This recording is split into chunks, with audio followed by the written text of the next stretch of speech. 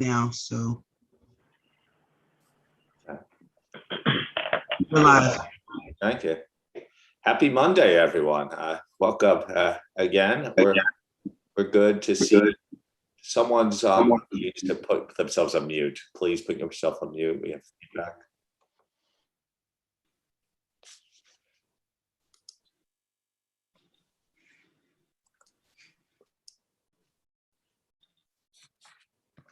We'll begin again. Good morning and happy Monday to you all. There's no feedback right now. So welcome to our May virtual meetings. We're getting closer, I hope, to going in person again, but we were continue to make progress on the virtual front. Today and tomorrow, we have two important sessions, one on LCE today and tomorrow on going concern.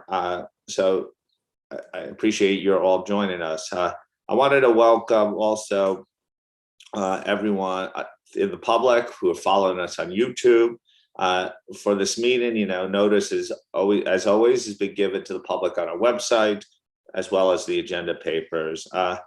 We will have a full complement of board members and TAs today and tomorrow, so that is great. I want to give a special welcome to our new PIOB observer, Michael Hafman. Michael, I see you there. It's great to have you on board. I understand that this is not your first time on board with a PIOB. You were a PIOB member from 2005 to 2014. So you will be an expert on IAASB and standard setting matters. So welcome, Michael, and our official observers, Jim Dowkin and Yosh Matsumoto. So great to see you both as well. As I said, for the call today, we will be focusing on two specific aspects related to LCEs. These is a follow-up of our previous discussion. For today, we're talking about the authority of the draft ISA of less complex entities and the supported supplemental guidance for the authority of the standard. And we'll also consider an abstract from the plan explanatory memorandum related to the exclusion of audits of group financial statements. This is particularly important as we consider a potential proposal for public deliberation and comment for our June meeting. With that, I'm going to turn to the agenda papers today. It's going to be broken, as I said, as you can figure it out, two specific sections. Question one relates to the elements on the authority that's been proposed and all the guidance, and whether there are other matters relevant to the authority or scope of the standard that the task force should consider in advance of our June meeting. Second, we'll deal with the issue of group audits and agenda paper 4C in the second part of the session. I will ask you to really focus on the key issues today. We'll pause at points where there seems to be any fundamental disagreements so we could fully deliberate them. But the goal today must be to try to give the task force clear direction on these two topics so we could get to some form of proposal for consideration at the board meeting if we make enough sufficient progress.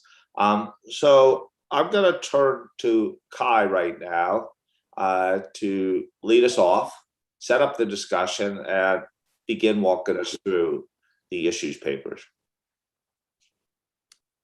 Thanks for that, Tom, and also for the intro of the session today. And good morning, good evening, good afternoon to you all. Looking forward to bringing this hot topic back to you, as I think we've been discussing applicability or authority or scope in different variations for quite a while. I hope, as Tom said, that after this meeting, we need to have firm decisions on where to move on this so we can progress this further. And again, thanks to the task force that's been pulling a lot of weight here with on this topic. and also to the staff that's been working on this with Bev leading it off, and with Amy and Nikki and Kalina. So I think with that we can move to the next slide. Yeah, this is just reminding us where we're at currently, and as Tom said, we will now move on to the applicability. So if we, or authority, it's now called. So you can go to the next slide. We did get some mixed feedback on the authority, the applicability in March. We worked on that, and I think if you move to the next slide, I think earlier we had a picture of a Viking walking up the mountains. I think we feel that this has been a difficult task. At times it feels almost impossible. I think also trying to get that ship loose, it seemed impossible, but they made it. They freed the ship. I think by if we all pull together, I think after this meeting we can actually free the ship and move our ship closer to climbing the mountain again. So I think just call for collaborative effort so we can pull the ship in the same direction to get it free from the shallow ground, so we can actually move forward on this. So I think by that, let's move into the next slide. As I said, we did get some mixed feedback at the previous meeting. I think there were two major things that the board messages the board gave us. One was the level of judgment involved in making the decision if the standard was applicable or not, and who was going to make that judgment. So based on that feedback, we've developed further. I think in March as well, we tried to explain the role of the jurisdiction in deciding the applicability. But at this time, we've evolved on it even more and tried to explain who's responsible for making different judgments and what can be done at the different levels, deciding where the standard is to be used or not. I think similar to the use of ISAs, we as IAASB can't decide what they do in a jurisdiction. We can develop standards and say who's it's intended for, but who actually decides who it can be used for is up to the jurisdiction, and they can decide. And they can also make further restrictions. And then you can have firm or practitioners going further down, refining or making stricter restrictions how that should be done in a firm, and then for the auditor what kind of judgment needs to be done on the engagement level.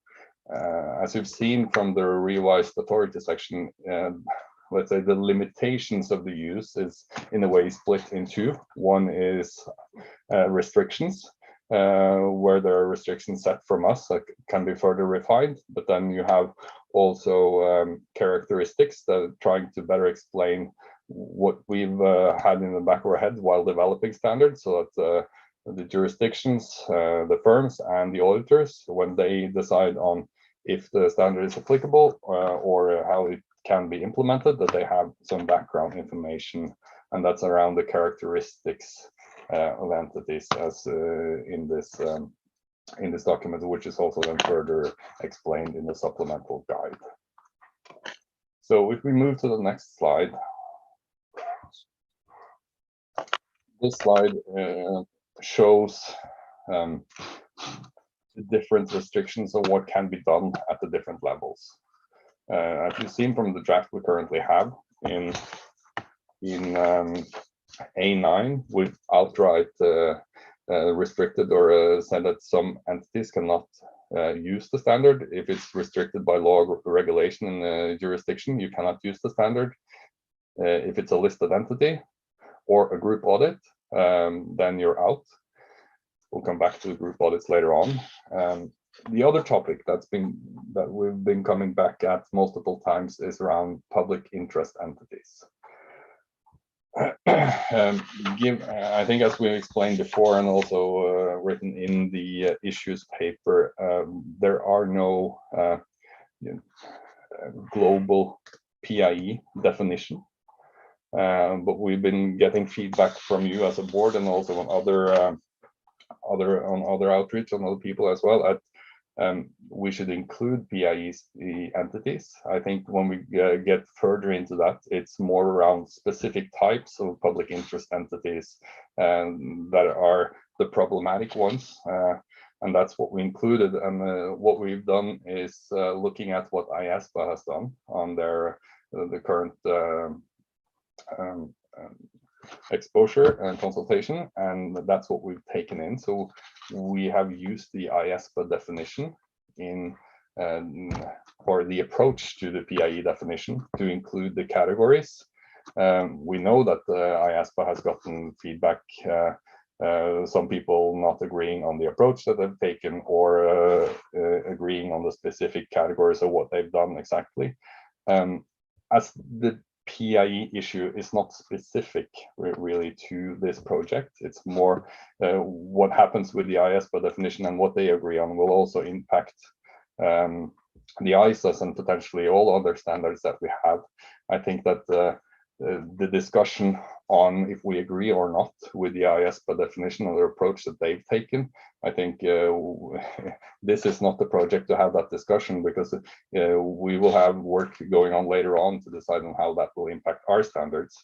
I think what we, with this, what we try to do is scope out the entities that we feel are the ones that shouldn't be using the standards. If they take these deposits, provide insurance, provide post-employment benefits or collective investment vehicles, and so on, are the ones that we've scoped out. We've also included if it's a public interest entity by law or regulation in the jurisdiction that you're in. When we've done this, the specific PIE categories that we have, we said that the three other exclusions that we have at the standard level, the jurisdiction cannot change. But for the other ones, the jurisdictions can actually change them as appropriate for their jurisdiction. That's also because we've gotten feedback from some jurisdictions that they feel that PIEs should not be scoped out. So it's giving them some room and leeway to make this fit for their jurisdiction as well. And you can see the next box is a bit narrower. Some entities may have fallen out on the first one, and then the jurisdiction can further restrict the use by either looking at the categories that we have or also expanding it. When they do that, they can look at the guidance that's been given in the supplemental guide and in the authority section as well, to the descriptions on how we've developed the standards and the characteristics of limiting the use that will be helpful for them to decide moving forward. I think quantitative thresholds, I think as we've discussed before, would be really, really hard to do or not impossible to do on a global level, as the numbers vary quite much within the different jurisdictions on what can be defined as some or defined as a small entity. And considering here that this is not only about small entities, this is about less complex. So you could have small entities being complex and should be scoped out, and it could also be the other way. So I think that moving in the direction of quantitative thresholds for global use would be difficult. But as we've explained in the issues paper as well, I think when implementing at jurisdictional level, that's where they would do the quantitative, set the quantitative thresholds for use. So when they've done that, then you can move down to firm level, which they can use the supplemental guide and so on to develop internal policies and procedures on who can use the standard itself and how they should use it, and have also further restrictions that they cannot widen the scope, so to say. And then coming down to engagement level, there is less judgment than what's been seen before in the authority section, but there is still some room. At the engagement level, you need to document at acceptance continuously that you are in line with, or that the standard is applicable to use, and there is a stand back after you've done the understanding piece, so that you still can see that you're in line.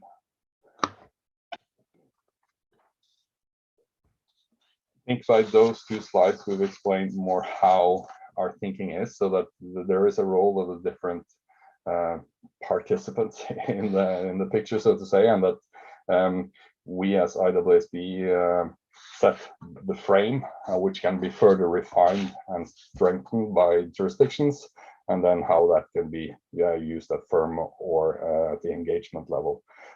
Some of the content in the supplemental guide and the authority section might be a bit lengthy, and some can say that it might be too much for jurisdictional level, but it could also be helpful for the engagements and the firms when they're considering who this should apply for and how that can be done. So I think by that we can move on to the next slide. There are 3 questions here, but I think we can do this in 2 rounds. I think we should first start by opening for any general comments, and then at the same time get views and comments on the revised authority agenda item 4A. So if we have general comments and comments on agenda item 4A. So back to you, Tom. Okay, thank you. Kai, would it be useful to do the general comments first sometimes, and then you could go into, if you need to back it up by comments in 4A too, do that. But sometimes we recognize that we sometimes get diverted a little bit and mix them up. But it's up to you. How would you like to proceed? I was trying to combine them in. Okay, we'll combine. The time, I'll take the time task available. force Yeah. guidance. Okay, general comments and views on agenda item 4A.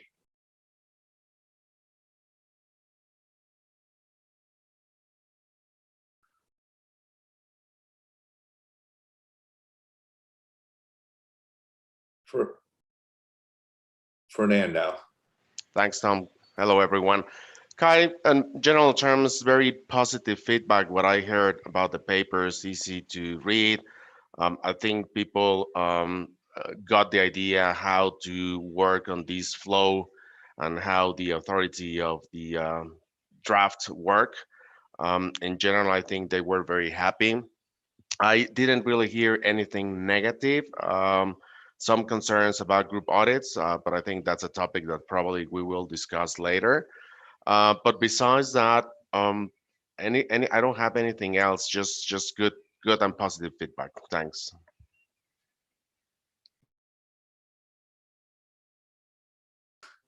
Okay, thank you. Sue. Thanks, and also positive. So thanks, Kai, and the team for the work there. I liked the diagram in paragraph 22. I thought that was really helpful. I will send a few comments in offline, but I think I had a question in the way some of the detail translates from that diagram, and particularly in the jurisdiction line. There's the word refine, which is used several times in the paper. And I think it'd be helpful to clarify whether refine could include loosening the restrictions at the top level or not. And my preference would be not. And I'm thinking particularly about loosening the requirement on listed companies. And the other sort of general point, I think, as well as groups, which I appreciate we'll come to later, is the piece around transitioning in and out of the standard. What happens when the criteria are not met, perhaps during the course of an audit? But I think we've looked at that before. But overall, I think, as I say, that diagram I think really helps in focusing the scope. Thanks. So I haven't heard your last comment about the loosening. That was the same thing I wrote, and I had exclamation points in the margin, and then I turned the page on the agenda paper to page 3, and they are, as I read it, restrictions against doing that. But I guess the question is if they're adequately and robust enough for you, that you could comment on later. But that was my concern too, is certainly there's the ones around listed entities in my mind couldn't be removed, and there were a number of them in, I guess it's 810, where there's specific prohibition against loosening. I think just to respond to that, it's only the PIE categories that can be refined or loosened by the jurisdictions. All the other three criteria, they're set; they cannot be changed. Okay, thank you, Kai, for that confirmation. Len. Thank you, Tom. Thank you, Kai. Thank you for the good work and quick turnaround from the March meeting. So high-level comments, supportive of the direction and some of the proposals you listed in the paper 4A and the agenda paper 4. I do prefer the diagram in your 4B paper, paragraph 17. I thought that the diagram was better than the paragraph 22 diagram. So support for at least it's clearer with the arrow and yes and no decision tree process. Because the diagram was clear, I thought some of the languages in some of the paragraph may need to be further clarified. For example, the relationship between paragraph A2 and A3. A2 talks about local jurisdiction, the regulator can have specific requirement and authority, but A3 talks about the standards limiting the use, only focus on LCE. So I wonder how that works together in terms of certain authority might grant use of LCE, certain entities that's outside of our restrictive list of we talk about in A3. Particularly, I want to focus on one area is in paragraph, I believe it's a paragraph A4, in the second sentence, the last sentence, it talks about legislative authority and relevant local bodies may also permit the use of the draft ISA for LCE. So how does that language work with the preface in the IAASB standards? In our preface, paragraph 3 in the IAASB preface, it talks about that in the event that local laws and regulations differ or conflict with the IAASB's standards, the auditors cannot use the IAASB in a reference in the audit opinion, or the standard is not in compliance with the ISA. So I just want to make sure that we will clarify that what we have in paragraph A4 is consistent with what we said in the preface of the IAASB pronouncement. I mean, I do have other comments, hopefully can clarify in terms of some of the specific, but I'll send that offline to you. But my major comment is supportive, but some clarification between A2, A3, and also the preface of the IAASB pronouncement. Thank you. Thank you. Imran.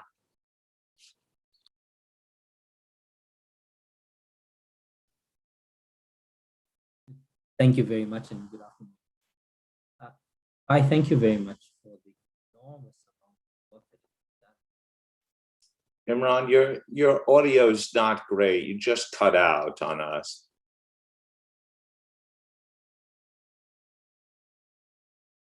Let me try this. Is this any Yes, better? that works well.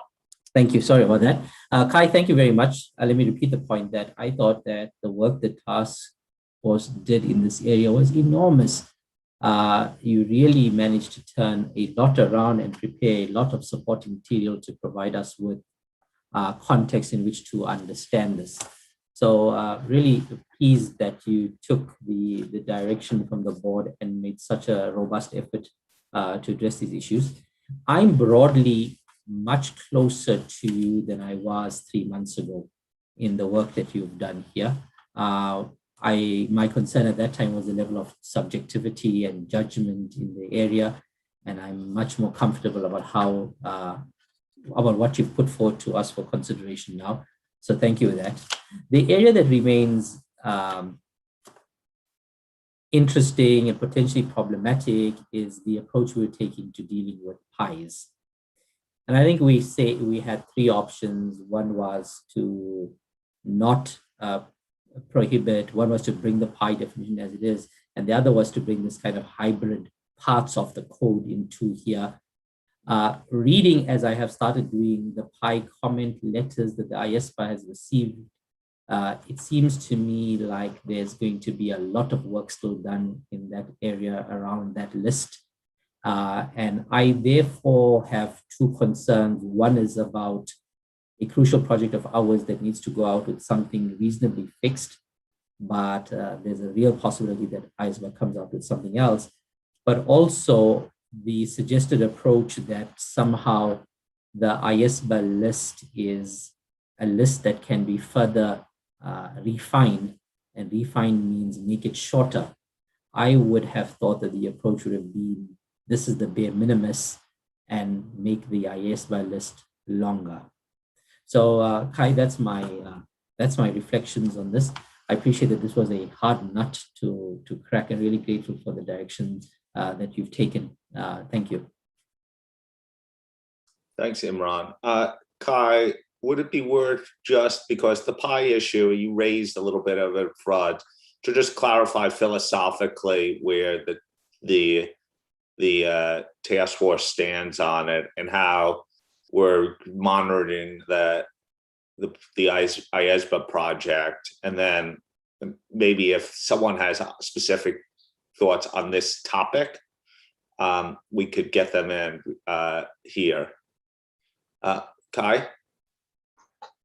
Yeah, I think, as I said up front, we've tried to align with the IAASB definition and the approach that they've taken. Also, I think by including the categories that we currently have, we think that we meet some of the problematic entities that I think is in the mind or in the back of people's head when they say that things should be scoped out. I think it's where exactly we should draw the line and how this approach we should approach is a bit difficult, given that IAASB has recently had the consultation. But the alternatives, I think, could be looking more at just what we have in the list, not trying to, or the categories in the list, and the PIE, the last one, public interest entity by law or regulation, and jurisdictions can always add that on. So I think it would be more interested to hear what the board thinks around this as well. We've been back and forth, and I think, as we explained earlier, we didn't want to include public interest entities outright, since there is no global definitions, and you can see from the feedback that is here that there is great variation and disagreement on the approach.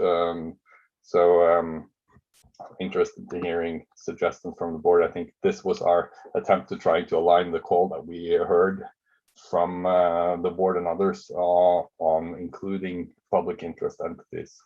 Maybe Willie has some more to add on this as well. Yeah, Imran, the way I thought about it is, I was sort of with you for going through the last thing, is what appealed to me was using the IAASB approach particularly on the exclusions, because it was almost a good proxy in my mind for, not an absolute proxy, but a good proxy for what should be excluded that would be captured by the pie category, without creating too many overlapping definitions of less complex. Like, we know it's not perfect, but it's a pretty good, highly correlated list. So I was focused on the exclusions a little bit more, and maybe that's a place, and recognizing that the discretion upwards and downwards is a place that we really may need to get input on. But I'd like to hear Veli and anyone else who'd like to come in on this key topic. I know there are some people with bigger issues here, but I just want to, rather than just do a tour de table and possibly skip this over, it's such an important point. People want to physically raise their hand after Veli speaks, then I'll call on them. Veli? Thank you, Tom. And maybe just to reiterate what Kai has said, is, it was very clear when we looked at this that entities that exhibit public interest characteristics are entities where there's accountability and expectation considerations, where either in terms of fact or appearance, you might be dealing with entities where there would probably be a preference from stakeholders that those audits are conducted in accordance with the full ISAs. So we thought, there's certainly value in, if you take into account that relevant ethical requirements and our standards are applied together in practice. So there's already a thought process that goes through at the jurisdictional level in terms of determining for jurisdiction what the pies are.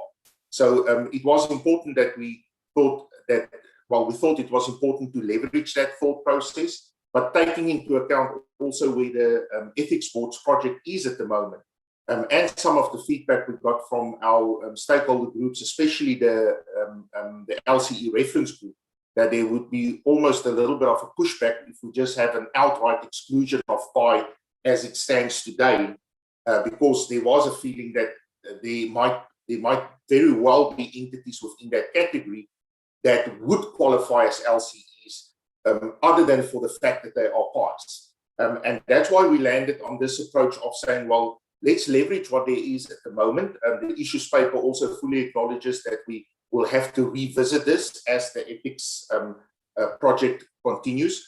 But as Kai has indicated, the focus was more, we looked at that list and said, these are probably the entities that are problematic. These are the entities, as they are indicated in that list, that one would probably not want the LCE standard to be applied. And that's why we were comfortable to include it in this way, recognizing obviously that there's still some work that needs to be done on the ethics board side, and that we might have to revisit this at a certain point in time. Just on the other matter that Imran raised, and this is probably then also something just for clarification,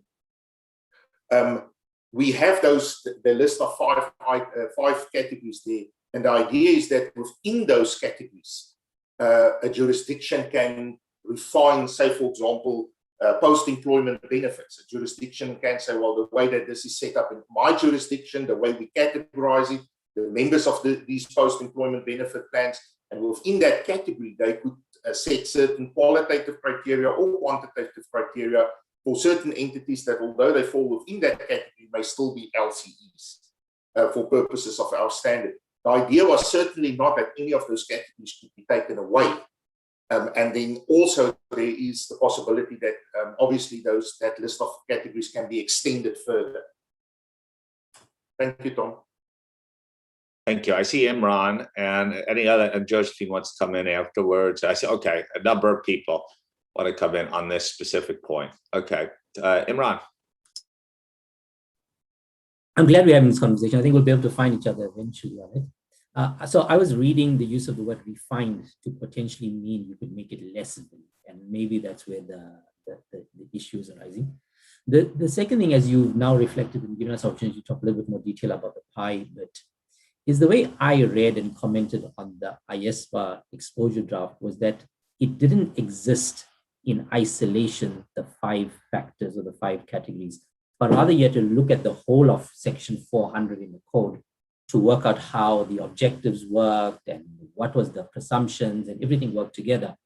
Whereas what we've done is we've just lifted up that list of 5 and brought them across. And I wonder how much of the operability of what we're thinking is lost in that transplant. And so we brought across a list without the bits that are joined to the list. And so will it still work in our in our standard if we don't have all of the elements attached to it, and if we don't reference the IAASB code? Thanks, Tom. Thank you, Imran. Josephine?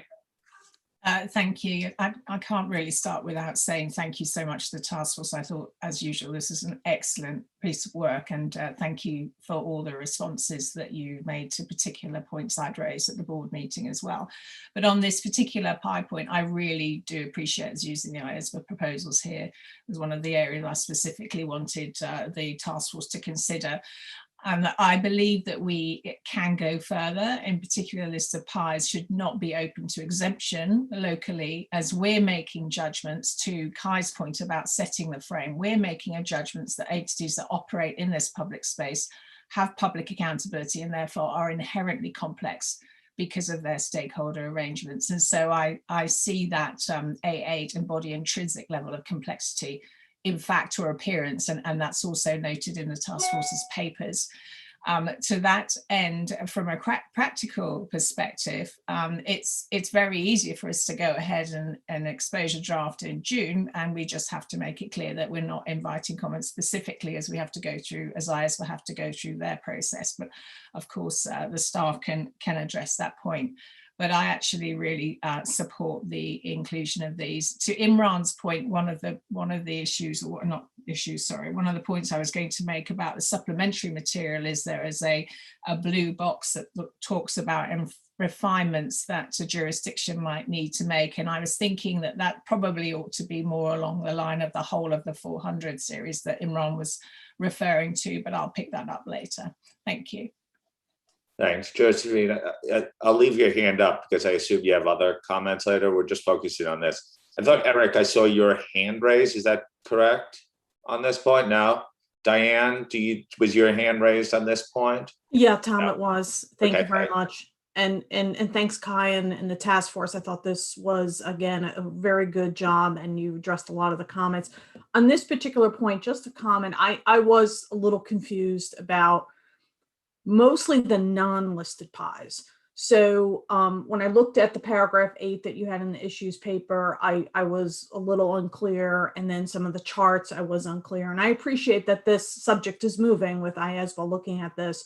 When I think about pies, to me, I would think we would have a clear cutoff that if you are a listed pie, you would not be able to use the LCE. I think when you get into the non-listed pie, there may be some more flexibility. And so I just ask us to think about this. Obviously, this is going to be moving as IAASB works through it. I think this is a really important point, and I would rather not leave it totally open-ended. I'd like to try the best that we could to provide as much clarity and direction as possible.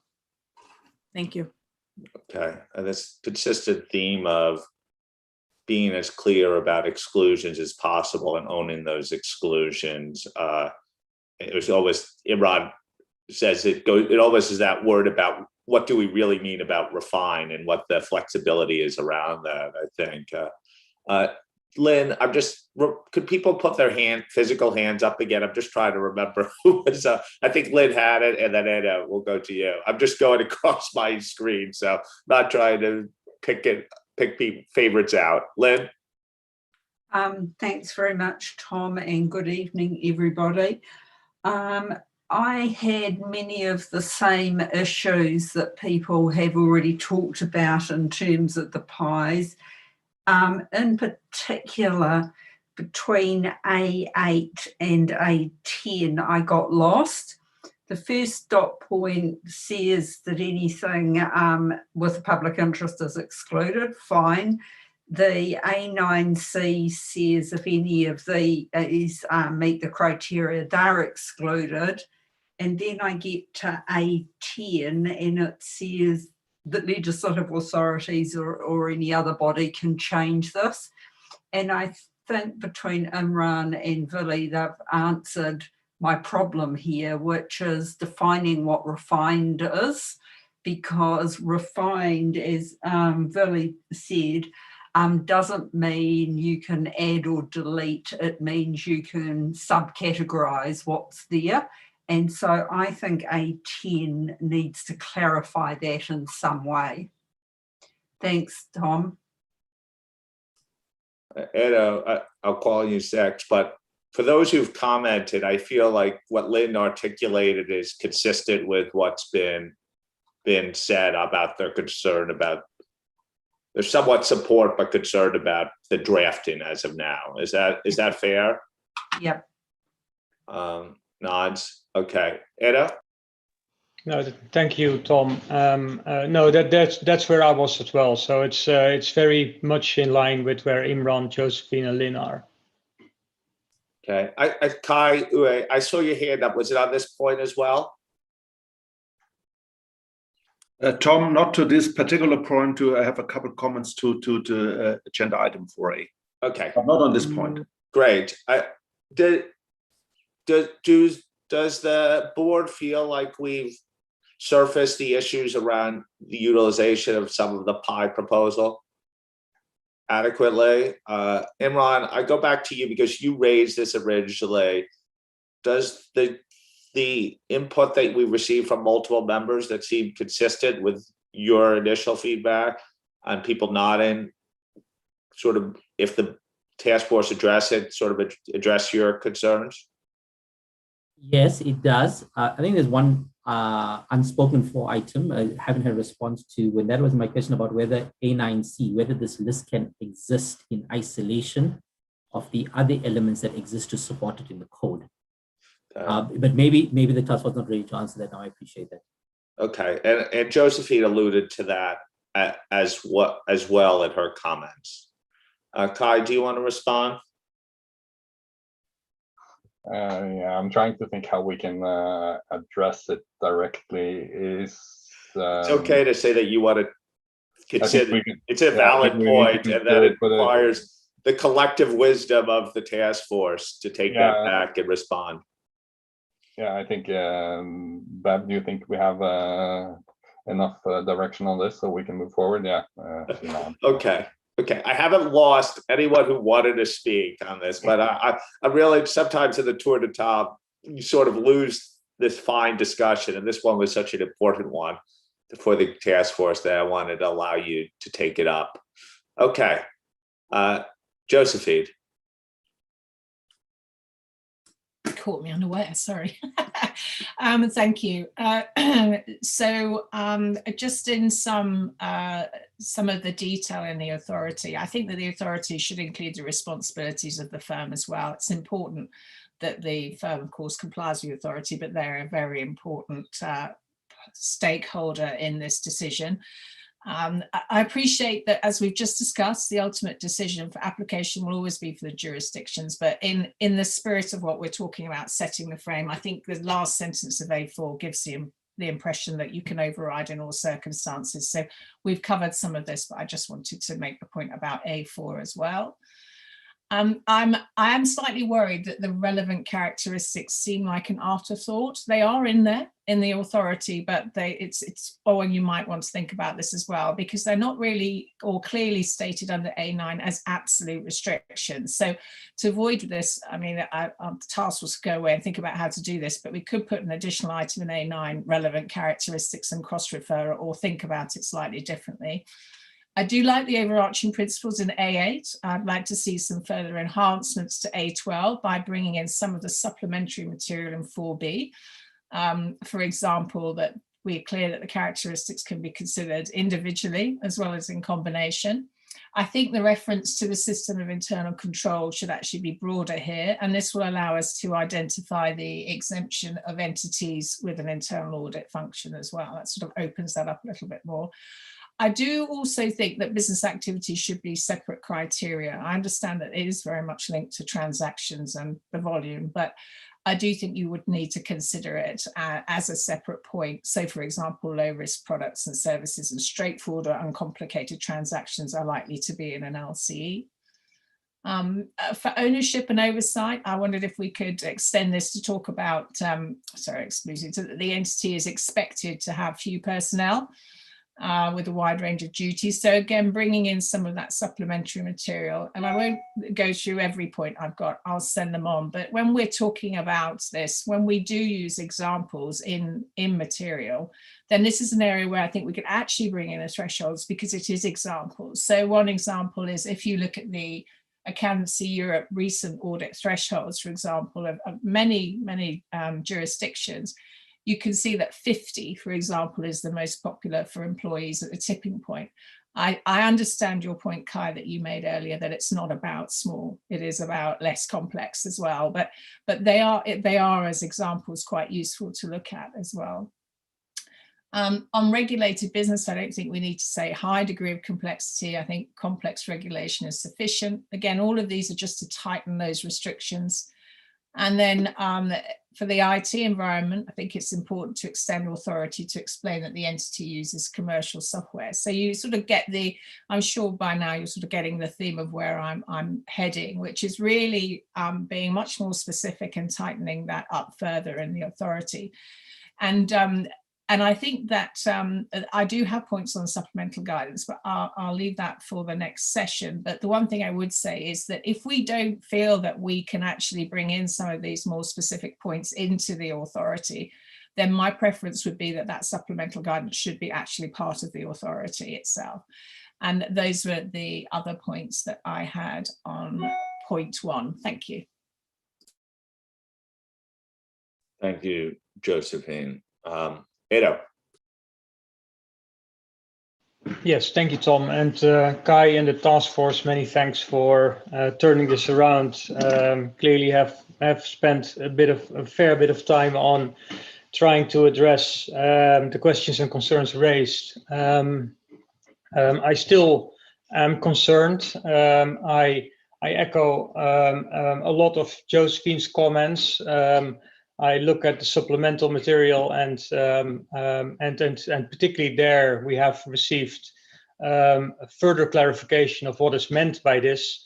But I'm still troubled by the level of subjectivity that sits within there, and and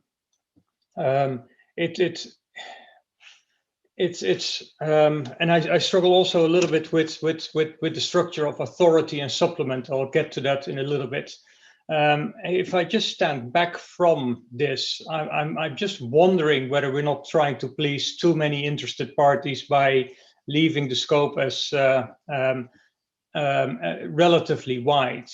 And we worked on a certain threshold just to frame it in our mind what entities those are. And I'm comforted to see that in the supplemental material, particularly when you speak what a less complex entity is, that touches upon the heart what it indeed is. And in a number of places you articulate few members of management or few personnel. And I had the same point on staff as Josephine had. I think 50 could very well be a rebuttable presumption as a measure for complexity. I look at the supplement and authority, and I keep thinking this standard needs to stand on its own. It feels by so I'm going to echo what Josephine said here as well. I think that supplement by and large should be part of the standard. So a practitioner needs to be able to pick this up and needs to apply it consistently in practice. And at the moment, we're referring by measure of this authority first to local jurisdictions, to firms, and to individuals, individual auditors, practitioners. So I actually read that graph of paragraph 22 the entire way around, the other way around, because if the jurisdiction doesn't take its responsibility, the firms don't want to limit their ability to serve clients, the last line of defense is still the practitioner, and the practitioner needs to be armed with sufficient and robust guidance from the standards to evaluate when something is a less complex entity or not.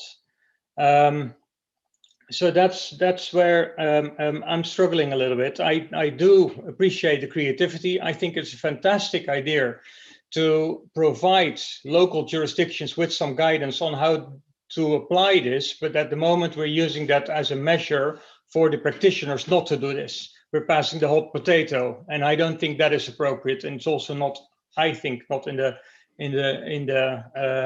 interest of, or in the public interest. So that's yeah, I think that's by and large my concerns. They are still it's very still quite judgmental of when something is in and out. And you will appreciate my view on group audits will be aligned along those lines, but I will get to the group audits in a little bit. Thank you, Tom. Okay, this seems to be big issue number 2. It merits some discussion, and I imagine others would want to comment on this as well. As I categorize it, I'm going to just try to summarize where we are here and to permit some board debate and allow Kai to come in afterwards and then others to come in.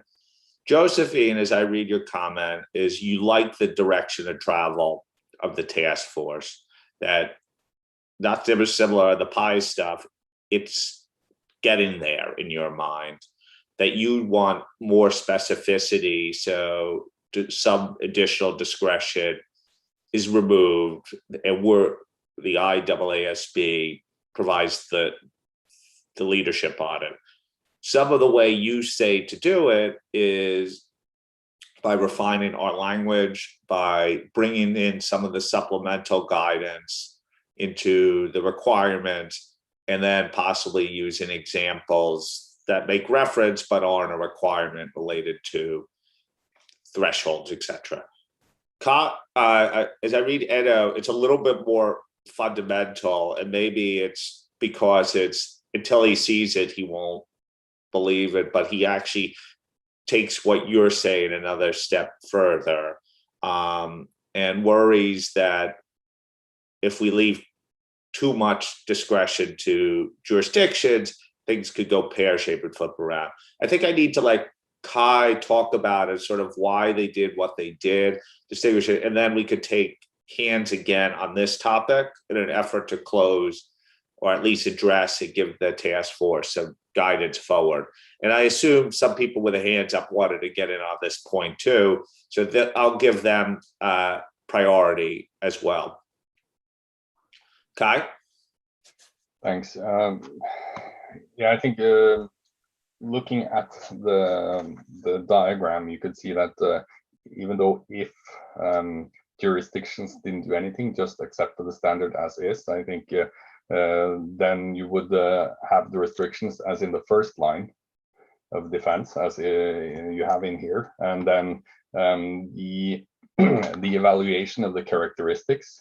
There is, as we said earlier, a requirement in the standard for the engagement to evaluate the characteristics further. That's both in the authority section here, but further explained in the supplemental guide.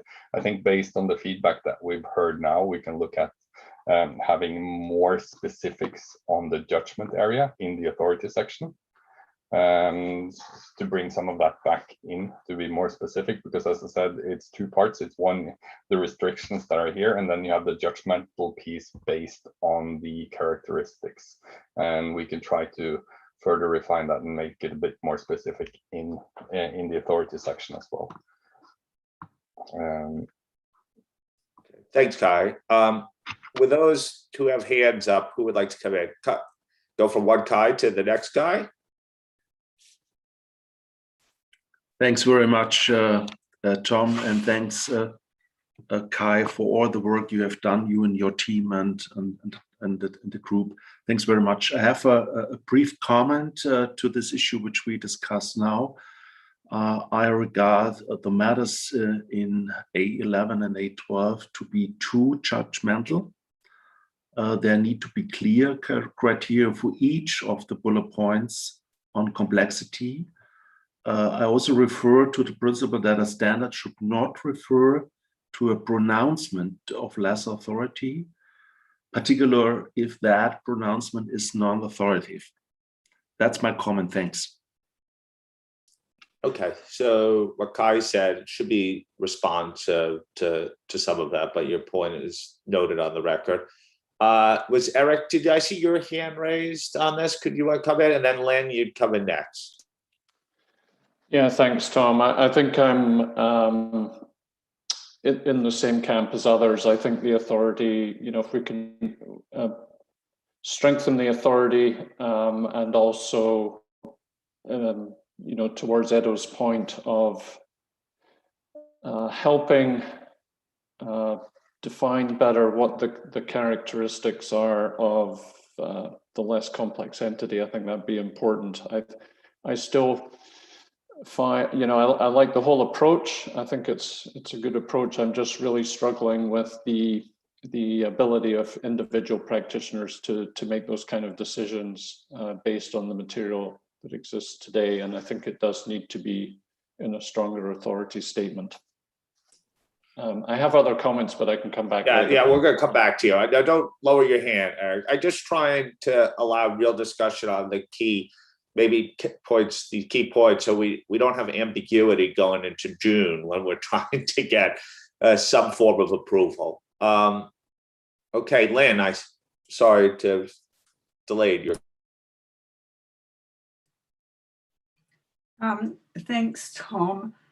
My comment was in this area, when I finished reading all of the papers and stood back, I was concerned about the amount of responsibility and the number of judgments that had to be made at a jurisdictional level, and that could well lead to inconsistencies, which could then have great difficulty for the firms trying to get one global methodology or one way of approaching this. So my concern, I think, is alleviated by this conversation where people are talking about tightening things. And I think by tightening it and making it clearer, we are more likely to end up with more consistency across the globe. So thank you for the opportunity to talk.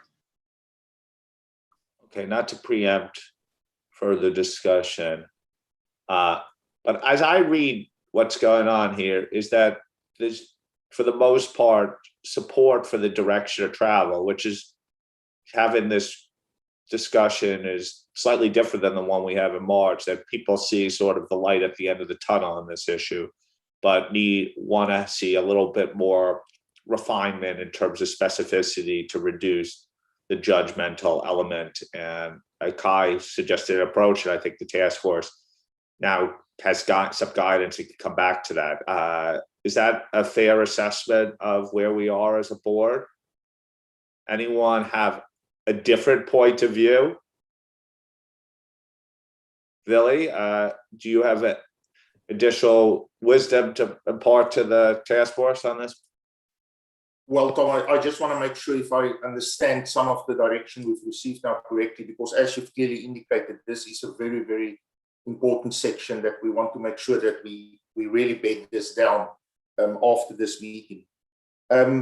So we've heard a lot of comments in terms of we need to see if we can be a little bit more direct, a little bit more specificity in that list when we get to A11 and A12. So part of what we were struggling with is with some of the previous versions, we had detail in there, and we got pushback from the board in terms of that detail, and also again talking about the level of subjectivity. So we try to apply a different approach. But I do think what I hear, and that's what I just want to confirm, that I understand what board members see in the guidance in terms of how we were trying to describe when something is more towards when something is an LCE and when it's not an LCE within those 5 categories. Because really what we're trying to do here is the design premise of this standard is that this standard does not deal with complex matters and circumstances. And all we're trying to do is to describe with the difficulty of not really being able to set quantitative thresholds at the global level, we're trying to describe what those complex matters or circumstances are. We're trying to describe that for these, when you get to that level of complexity that has not been contemplated in the design of the standard, the requirements in the standard are not designed to address those complexities. And that's what we were trying to describe. But if the board is telling us that what we have in the guidance, the board is happy with, those are the things that describe complexity. And I've also heard some positive feedback around the description of the characteristics in terms of when something is an LCE and when it's not an LCE. So if the task force feels comfortable that we've captured it, but it is just a question of now, based on the comments, tightening up the descriptions a little bit, maybe looking at the items in A12 as we have it, then I think the task force can work with that. But I think I just want to have that certainty that the board is comfortable that what we have there is actually capturing what an LCE is or not. Then, Tom, maybe just on the local bodies, we did want to make it very clear, and I agree. I think Ido mentioned it. If the local bodies do not step up and perform their function in this, yes, then a lot of judgment that it's then pushed down to the firms and the practitioners. And that's why we were trying to use very strong language in terms of to really make this work at the jurisdictional level. The local body that's responsible for setting standards really needs to step up. And we wanted to provide them with a robust framework to do that. So if we can just get that confirmation, then I think we can work with what we have. Yeah, an additional refinement of what you said is that in addition to just agreeing and some refinement, some of it is what should be in the requirement itself too, as I understood. That was one of Josephine's early remarks too. And so it's not just agreeing, but also what should be in the requirement. I think it may have been implicitly covered in your remarks, Billy, but that's also something as well. Who raised by physical show of hands? Because I'm keeping hands up for broader content. Diane? Yeah, and Willie, thank you for your comments, because one of the items that I wanted to bring up was paragraph A5, where we say in here that we expect the jurisdictions to rule on the applicability and the use of this. And I think, that may or may not happen in reality. So this, again, puts pressure on making sure that a practitioner can understand it. I do want to just ask that the task force consider what happens if the local jurisdiction does not rule on it. Would the practitioner be prohibited from using this? So I don't know if we want to close that loop. And then to your comment, if you look at what you've got in the supplemental material as to what is an LCE, I think there's places where I think we can consolidate, but I think you've got the bones of it. With one recommendation to think about is, do you want to provide context as to why the example you're giving represents an entity that is not an LCE? So almost provide a little bit of context to the user to say, this is not a complete list, but we're going to tell you some examples and we're going to give you some ideas as to how to think about these characteristics so that you can apply. So a little bit of the context around the examples to help frame out, these are IT structures that would be indicative of a complex entity. These are management structures, operating structures, but just give a little bit more context to lead into the examples, I think would also be helpful, because we're never going to come up with a complete perfect list. And you don't want to come up with so many things that the practitioner is confused. So it's a bit of a balance. Thank you. Sorry, I saw Josephine's hand come back up. Josephine? I just wanted to clarify what Lily had said, because I also come from the same position that Lynn comes from, in the sense that there's a lot for jurisdictions to consider. But my position on this is that the jurisdictions can always make a decision, of course, whether or not a standard is going to be adopted in the jurisdiction. So I come at it from a perspective that we have to set the frame first, and just accept that at some point a jurisdiction may want to refine, modify, or even exempt it from the use of the standard altogether, and that's fine. But I do think it's important we come from the first point, which is the IAASB setting the frame. Otherwise, we are going to have this exacerbation of inconsistency of adoption of this standard. And when Billy was talking about it, I got the impression that we were still looking to jurisdictions to modify or refine. Thank you. Okay, Sue? Thanks. I'm possibly going to be the lone voice in favour of the jurisdictional approach, because I actually felt what was there was quite helpful to reflect on some of the very different business structures and practices that we see. Having gone through some of the EU audit reform and trying to to define some of the entities that were caught by certain rules there. There's a lot of specificity that I think is going to be very difficult for us to be able to bring in. I appreciate the steer towards more clarity in some of these areas, and I'm sure that can be done. But I'm also feeling just a little bit nervous that if we're to be able to bring in some of the helpful material that Diane referenced, we end up with almost as much of the standard dealing with its applicability as we have with the standard itself. So I would encourage the task force to try and balance that out. Another thought I had actually when I was looking at the papers is that for me, 4B fell very much into two distinct parts. And I thought the piece that was directed at the national standard setters was actually really helpful, very clear, but probably had quite a restricted audience. So I wonder whether there's an opportunity to split some of those materials as well. Okay. Does Yes, and just want to make sure because if I listen to this and that's all fine, but where I was coming from, and just to make sure the point's not lost, is that if we are sufficiently clear within the standard when an entity is in scope or not, we probably don't need to use this approach for applicability and force this on the local jurisdiction. That's always their prerogative. Well, that doesn't change from one standard to the next. And then, well, it would also, so A4 would then be less relevant, if you will, for application. So the structure, and I appreciate the creativity, but I do think it's odd that we're saying, well, look, here's a standard, and this is how you need to look at it. I think it's fantastic that we develop guidance for jurisdictions to evaluate in how to implement this, but I struggle with the concept of bringing this into the standard itself. Thank you, Tom. Okay. Truth, I actually, the way I see some of Sue's comments and the others are not mutually exclusive. I think what people are saying is give a little bit more refinement and direction in the standard, in the requirement itself, but you still need, there will always be some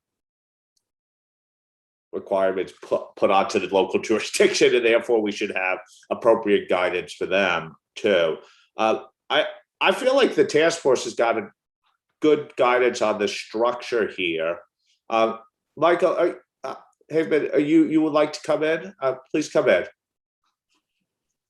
Okay, thank you. Just a quick comment. I think things are going in a productive direction here, but just wanted to comment based on my own experience, where I do a lot of work in developing countries, and I've seen more often than not in those countries, if ICEs are being used, for example, in the insurance sector, then the insurance law might say that audits must be done in accordance with the ICEs.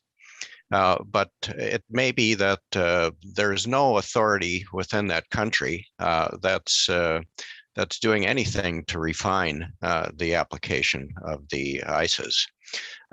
And so while it's good to say that the local authorities can make judgments about the things that we've been talking about, I think you do need to consider if no local authority steps up and does anything other than say we're going to use the ICEs, are the ICEs still usable by those who have to apply them?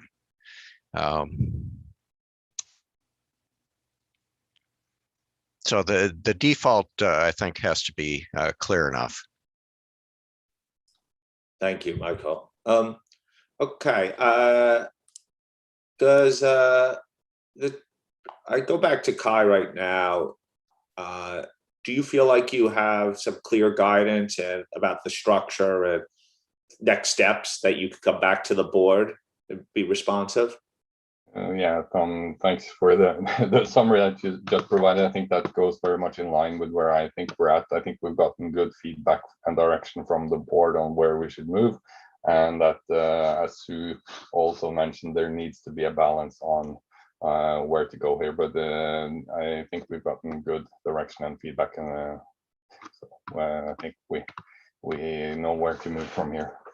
And does the board feel like this issue has been properly discussed and deliberated? Anyone who would like to say anything more on it? Okay, I felt that again on these big issues, I want to make sure that they're addressed sufficiently, so we feel comfortable of a board view going into June. Should we continue, Eric? You're not restricted to any particular topic here. We're back to point 1. Thanks, Tom. Yeah, and my comments may well drift into some of the previous discussion, and if so, I apologize. I just wanted to say, and I think, over the course of the discussion, there's been quite a few references to paragraphs A2 and A4 and A5 and A10 and how they all kind of fit together. And I think that was where I was really struggling. I liked the structure that broke it out and the chart that broke it out by the standard and then the jurisdiction and so forth. I think where I continued to struggle a bit was just, we've got references in the up at the top of the chart, which talk about law and regulation, and then we talk about law and regulation further down in the local jurisdiction piece. And so I was just, again, as we go through the sort of revisions, hoping that we could just clarify why they're in 2 places. It just was a bit puzzling to me that really, a key thing I think for practitioners to understand when we're talking about the complexity issue is understanding what's not in the standard when the entity is complex. In other words, there's a couple of references about broad requirements have been excluded, but it's not clear really what that means. And so I think it's going to be difficult for practitioners to understand some of the characteristics of a complex entity in the context of the requirements in the standard, unless there's more guidance around this is what's in and this is what's out. My only other comment at this point is really around the transition. It's still not clear to me how that's been dealt with, or maybe it's being dealt with at a later time, but that's still an important issue for me.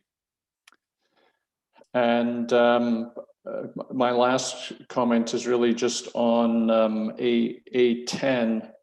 I know it's been mentioned already, but it does give the impression that once the law or regulation has, or the standard setting body has made a decision around a restriction, that it somehow cannot be changed.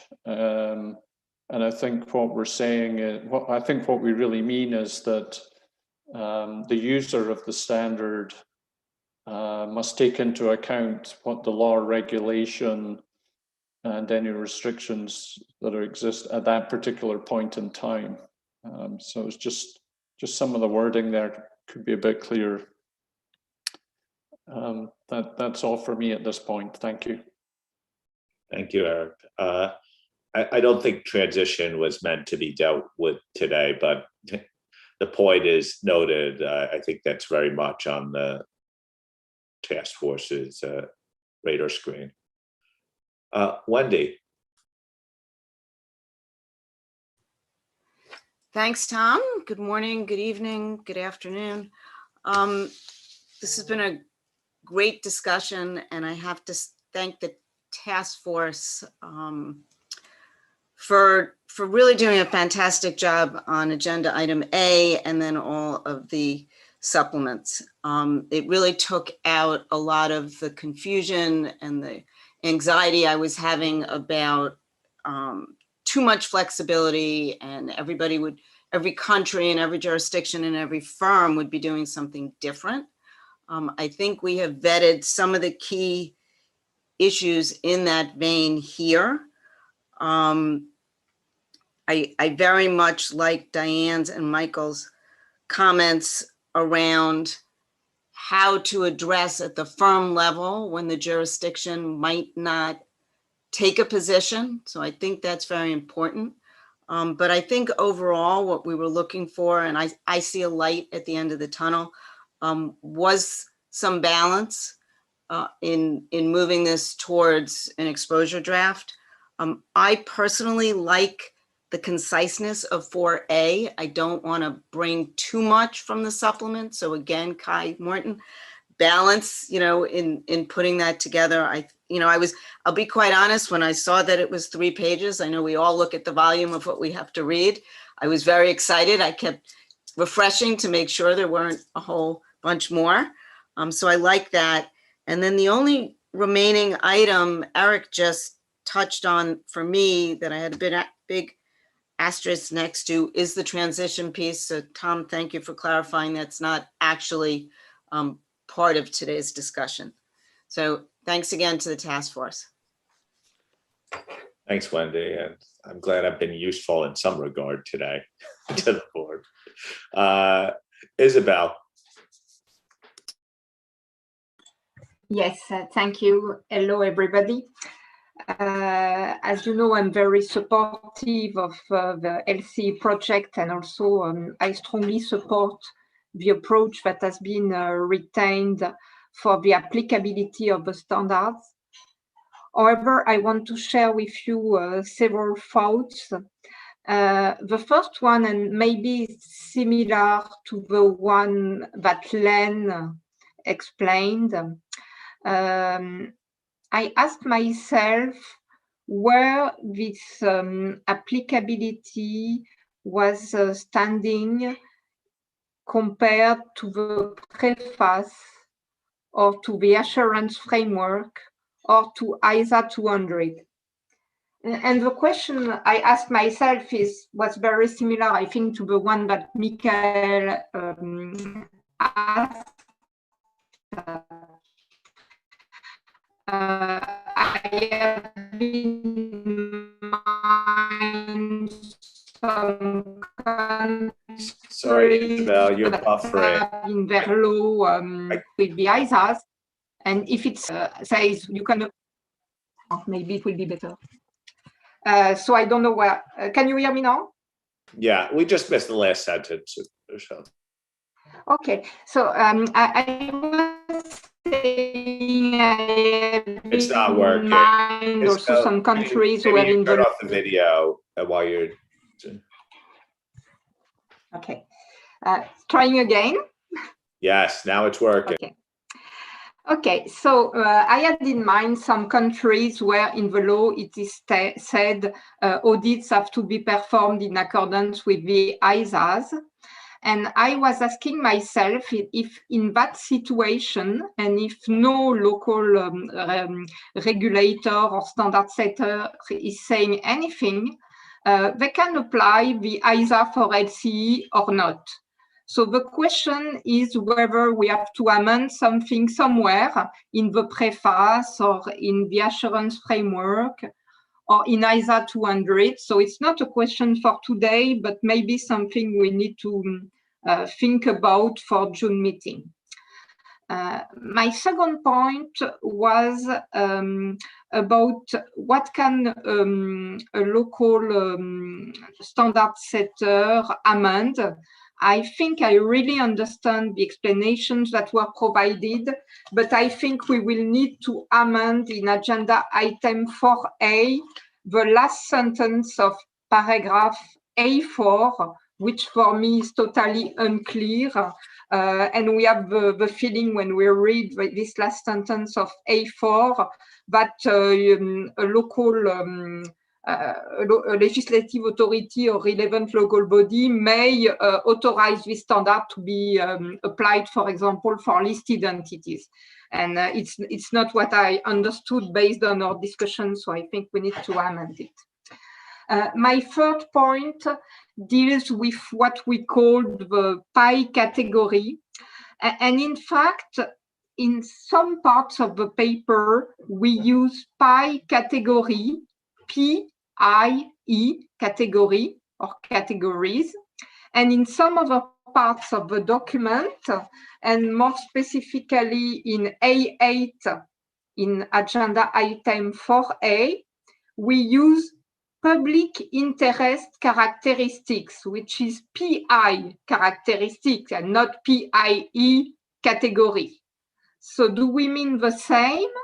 I really support using PI characteristics.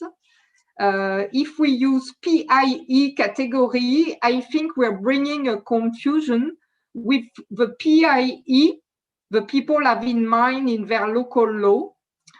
So I would really prefer using PI characteristics, public interest characteristic, than PIE category. Then on the paragraph A11 and A12, over 11 characteristics that limit the use of the standard that we have just commented. I think I'm less worried by the inconsistencies in the scope of application of the international standard than I am worried by the inconsistency of the local standards that are currently being developed all over the world. So I think it's easier if we have clarity in the standard that has been applied. It's easier to deal with inconsistencies and have clarity from a country to another, from a practitioner to another, in knowing what has been applied and determining if it's sufficient for the purpose of the use of the audit report, than the current situation where a lot of local standards are being developed and nobody knows what there's behind. And when you read the audit report, you don't necessarily know what is the audit work and the audit procedures that have been performed. And last but not least, I have no appetite of seeing this paragraph A11 and A12 become too rule-based because it's very difficult to have a common rule on the international stage.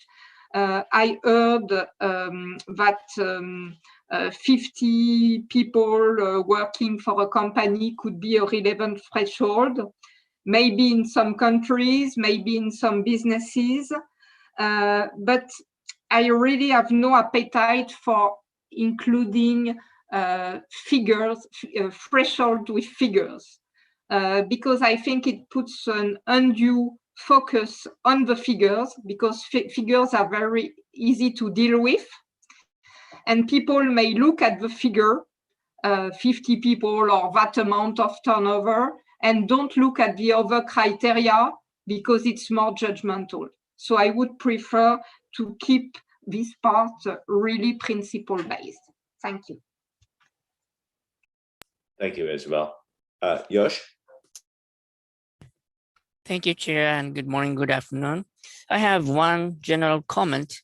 And at first, thanks to the Kai Morton and Task Force for the hard work in the dangerous COVID-19 environment. And thank you for the very understandable issues paper.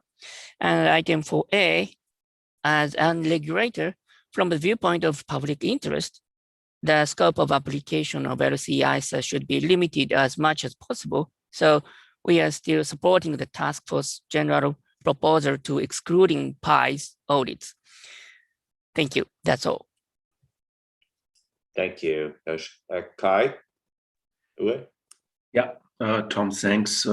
Only a couple of comments. First, more in general, the status of the authority statement is for me unclear. Is it a binding standard, or does it have other status. On the one hand, it appears to contain considerably guidance and explanation. On the other hand, paragraph A9 sounds like a requirement and therefore really ought to be within the SE standard itself. Then I have two additional comments. First, to the paragraph A4, the wording here suggests that the local authorities could specify that a standard be applied to other than SEs, which we believe is not the intention. This is therefore not in line with paragraph A10. And my last comment is to paragraph A6. As a matter of principle, a standard should not refer to a pronouncement of lesser authority, particular one that is non-authoritative. That's all, Tom. Thanks. Thank you. Okay, so that concludes the round on this, and we've focused on a few topics. Kai, would you like to pick up any of the comments that were just in the final few interventions, and then I'll set up for the next topic. Yeah, I'll just high level. I think, as you explained, transition was not meant for this round. That will come later with the standard. So given that we only had 3 hours to bring back, we brought back authority and group audits. So that will come later. I think also on the question that was probably touched on by a few in the last round was around what happens if jurisdiction has defined the ISAs in their law and does not do anything. I think if they specifically say that you need to use the ISA, that they would need to change that in order to allow for the use of this standard, as this is a specific separate standard. So, and we are, as we discussed before, this is an alternative using the full ISAs. So it needs to, we will never force anyone to use this. You could always use the ISAs instead if you wanted to.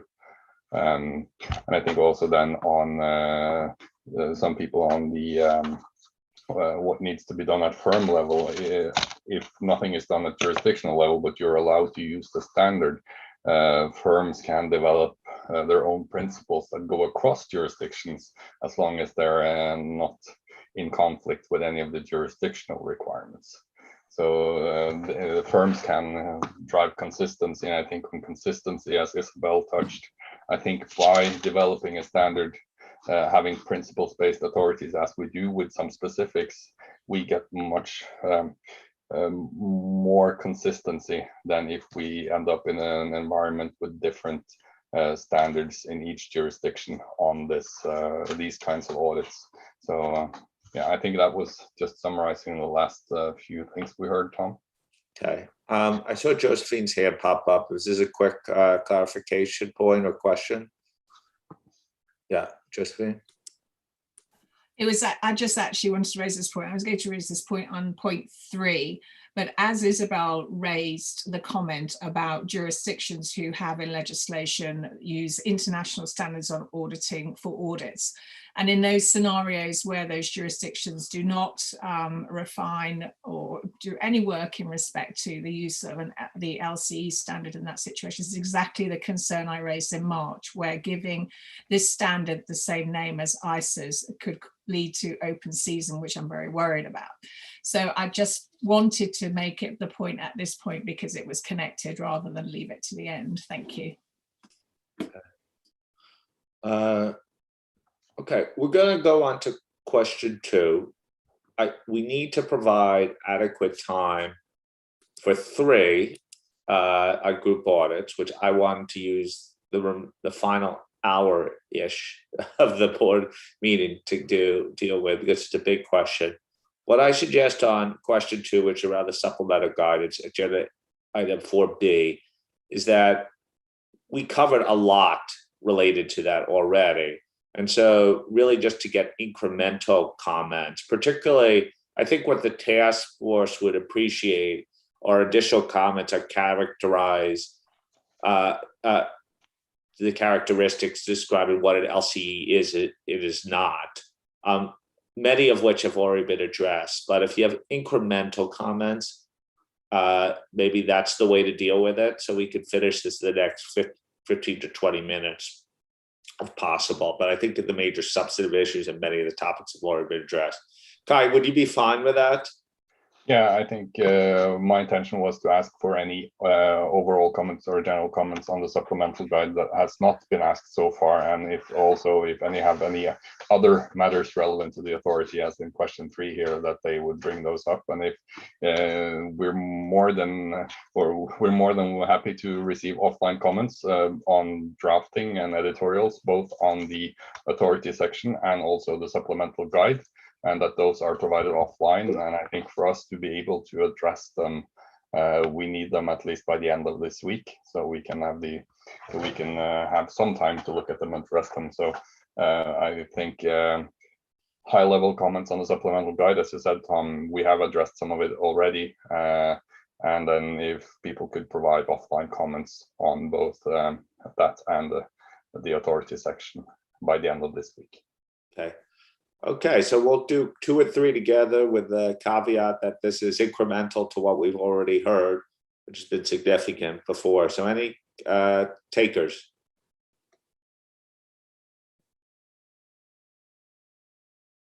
Isabel.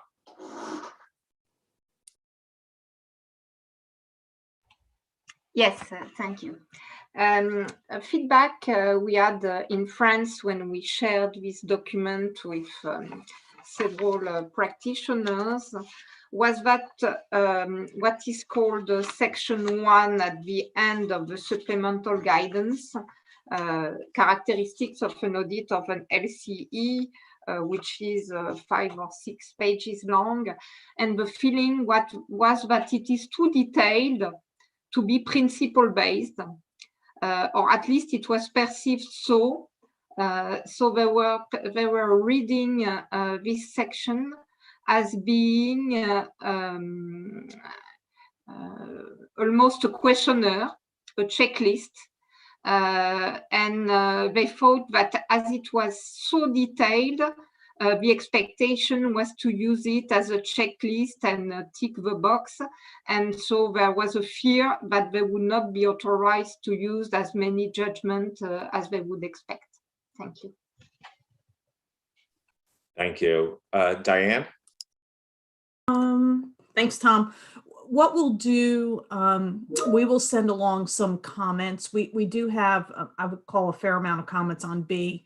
And some of it is, sometimes the wording was a little bit difficult to read. And I think maybe some of the sentences were a little clunky, a little too many words. So I think there's an opportunity to streamline it.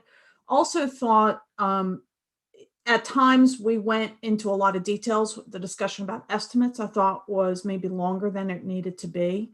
So there may be an opportunity to consolidate that down. Also thought it was a bit interesting that in sometimes we explained, here's what an LCE might be, here's not what an LCE is, but we didn't do that consistently through all of the topics. I don't know if that was intentional or not. So again, I think there's an opportunity to tighten this up a bit and streamline it. Again, I would reiterate my comment about providing context as to why the examples we're giving may or may not indicate the entity as LCE, but we'll send you along those comments separately. Thank you. Thank you, Diane. Eric? Thanks very much, Tom. Actually, my comments were very similar to Diane's. I did find, I like the approach, but I found a lot of the words were almost, or not a lot of the words, some of the words were somewhat legalistic in nature. And I think I wasn't really sure why that was necessary in a sort of non-authoritative guidance document. And like Diane, I think it would be good to have both ends of the spectrum on the various characteristics, when it is simple and when it is complex. I did find a number of the characteristics where it just basically said the the characteristics may be associated with an entity that is not an LCE when the item is complex. And I just don't know that that's really helpful. So I think it, for me, it, for practitioners, it might be helpful to explain, if possible, in some cases, what's missing from the standard because of that complexity. It's still not intuitive in understanding what the danger is of using this standard in a complex situation is if you don't really understand what's missing from the standard because of that complexity, if you see what I mean. I think at least some examples of that would be helpful to practitioners, to provide that context that Diane is talking about. I think it could be related to the standards themselves and how they're affected. But overall, I think I like the approach of developing guidance along this. I think there's going to be a need for guidance, and I think there's been a lot of good work in moving this forward. So thank you to the task force. Thank you, Eric. Josephine? Thank you. Because I was looking at this through the lens of wanting to see further restriction coming through, I actually quite liked, as Eric calls it, the more legalistic language in here. So I have a slightly different take on this. So, and I'm not going to go in detail. I had some, cross references where I'd like to see some of what's in the supplementary guidance in the authority, but I'll send all of that along. I did mention already on the box that sits under paragraph 13, I thought this seemed a bit more familiar when I was thinking about what IAASB was setting out by means by which additional categories of entity might be included. And perhaps if we pitch it that way, that might be a little bit more helpful. And the only other thing I wanted to say, because as I say, I can pass this on, is that I still don't think we should entertain the idea of estimates with high estimation uncertainty at that LCE end. I really struggle with that. And in terms of accounting estimates, I thought maybe you might want to think about entities' accounting arrangements generally and them not being complex, and therefore your accounting estimates would fit under that. That's what I wanted to make at this point. Thank you. Thank you. Wendy? Thanks, Tom. Just a quick comment on the consistency aspect that Diane brought up. Sometimes we say what is not an LCE, what is an LCE. I think that might also apply to agenda item A, because 11 and 12 are the limiting aspects, not necessarily the inclusive aspects. So think about that as it relates to A, but I think I said this earlier, I'm okay with supplemental being too long. I like the authority part being short and to the point, and then the elaboration in the supplemental, which, given what we just talked about, having the ins and the outs, might make it even longer. But I am not in favor of Appendix 1, the basic accounting estimates, meaning it didn't really help me much. I'd rather see it within the supplemental guidance and pick up some of the comments that were already made about estimates and get rid of Appendix 1. Thank you. That's it. Okay. Those were all helpful suggestions to the task force. Kai, any reaction? I think that's good. We gotten the direction of the board on how this could be further elaborated, and then looking at a couple of board members here alluded to the examples, giving them some context and on what's an LC and what's not an LC, and we should look at that. And as I said earlier, very welcome to provide written comments here as well. And some of you already said that you will bring comments on this that will be helpful. Thanks. So we're going to close the authority section down, but can I say that for the first time, and we had 3 formal discussions on scope and applicability, but I think this has been a topic that probably has ranged a little bit within the board for years. I feel like we are getting to a place that people are more comfortable with for the path forward for this standard, which I have to thank all the board for all their inputs over those conversations, and now the task force for clearly being responsive and getting close to hitting the mark. I think we're in a good spot. I don't know if anyone else wants to comment before we close the discussion on authority. Jim or Michael, from PIOB or CAG perspective, do you feel like this has been, all the issues have been covered sufficiently?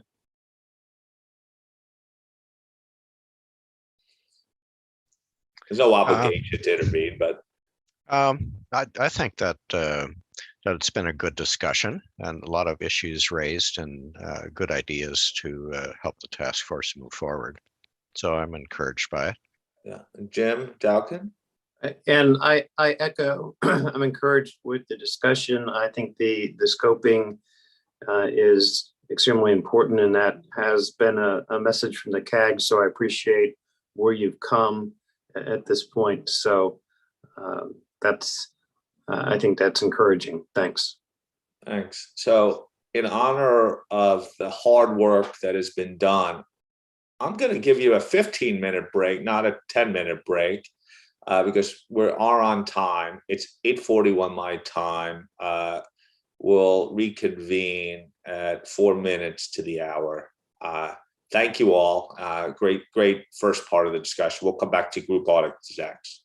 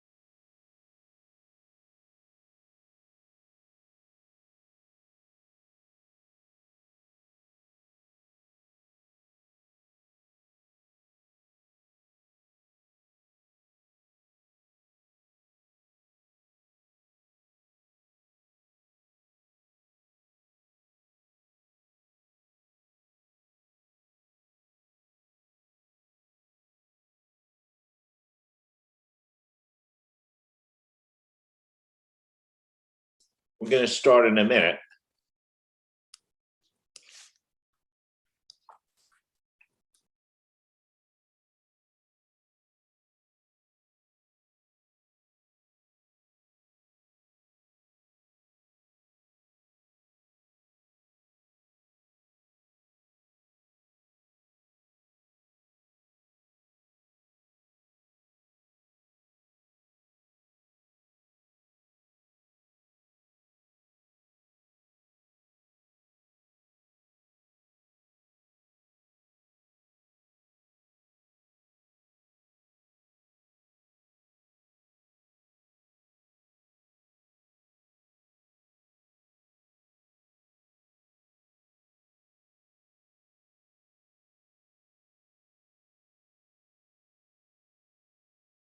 Okay, could people rejoin the meeting if you're still off camera?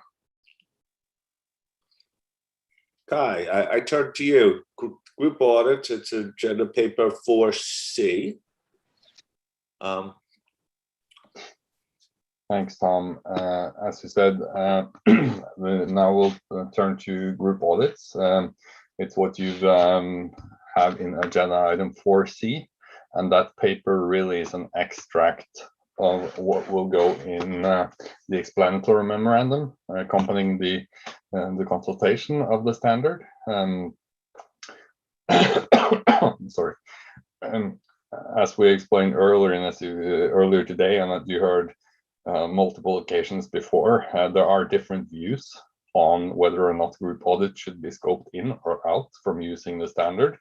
I think it was back in December, we took the decision to not include group audits in the current draft for multiple reasons, but also one of them being that ISO 600 is not finalized, and we would not have a final standard before this would go out, so that we would it would be better than to exclude them from use from or in the drafting, and that we would provide material in an explanatory memorandum to explain the different options that could be there if to include or if to include the standard and how that can be done. So that's what we've done to develop that. The paper tries to describe what could lead to complexity in a group audit, giving guidance around that, and then also providing them with the different options of how if the group audits could be scoped into using the standard, how that can be done. The other part to explaining the different options is also to ask for some input from the respondents, which option they would like and why, and also getting some feedback on let's say the number of entities that potentially could be scoped out from using the standard if this requirement still would be there. I think what we heard on outreach is that in some jurisdictions, because of either legal or tax issues or other reasons, entities, even though they're very small and less complex, could have required group audits.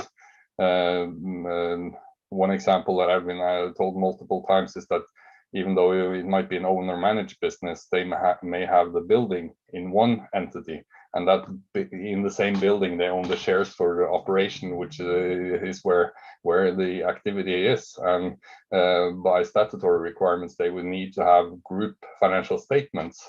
And if they were to be scoped out or not, they don't feel that that's applicable. They're really less complex entities and should be allowed to use the standard. So that's what we're tackling with here a bit, and then trying to get some feedback on that.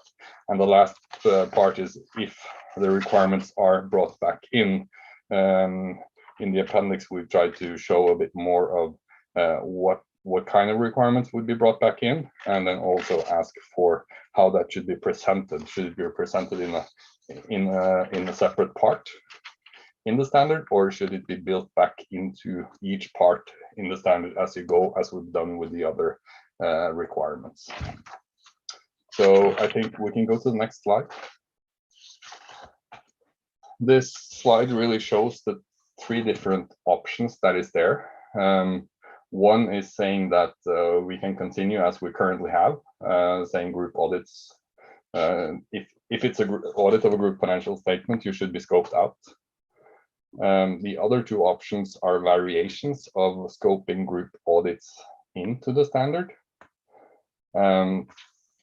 In the agenda item, as I said, the complexity is described in paragraph 4 as well. But in order to get there, you would also need to comply with, let's say, the restrictions that are there for an entity. So they would be there all the time, and but then you, in addition, have some of the complexity arguments around here. And so the difference between option 2 and 3 really is trying to draw a line in the sand to help more categorize what should be in and out. I think we had the discussion even back in December or earlier around where we should draw the line, which group audits would still be considered to be less complex.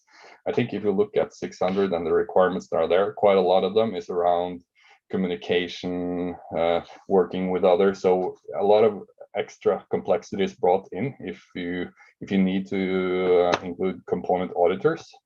So option 2 is saying that if component auditors are appropriate, so that you would need to use component auditors, you would be scoped out of using the standards. Or so if the other way then, so if you don't use component auditors, you could still use the standard. And option 3 is a more open around leaving more judgment and scoping in potentially the whole of requirements from 600, whether you use component auditors or not. So it will be more judgment in that area.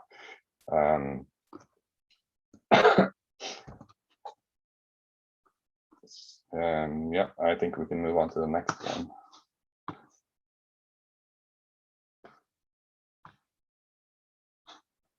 So this shows the different options and some of the implications it may have on the standards. Option 1, continue to, or the option to fully exclude the group audits. There will be no changes to the standard itself. It will be as in the draft we currently have.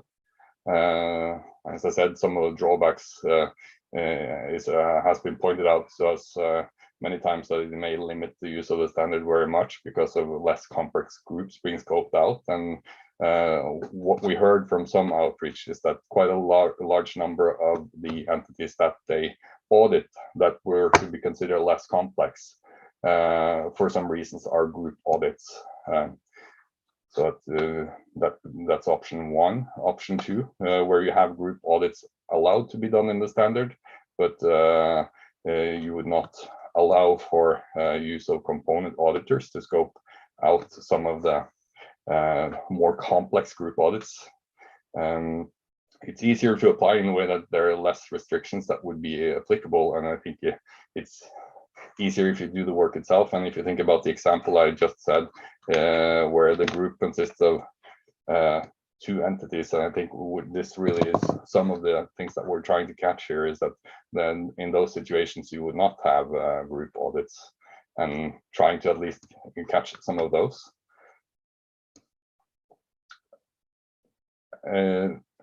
I think as the downside of this may influence the decisions of the auditors not to use component auditors, but if they do that, they're not following the requirements in the standards anyway to decide whether to use to involve components auditors should be appropriate or not. So then they're not in compliance with the standards that affects, but that could be one of the downsides.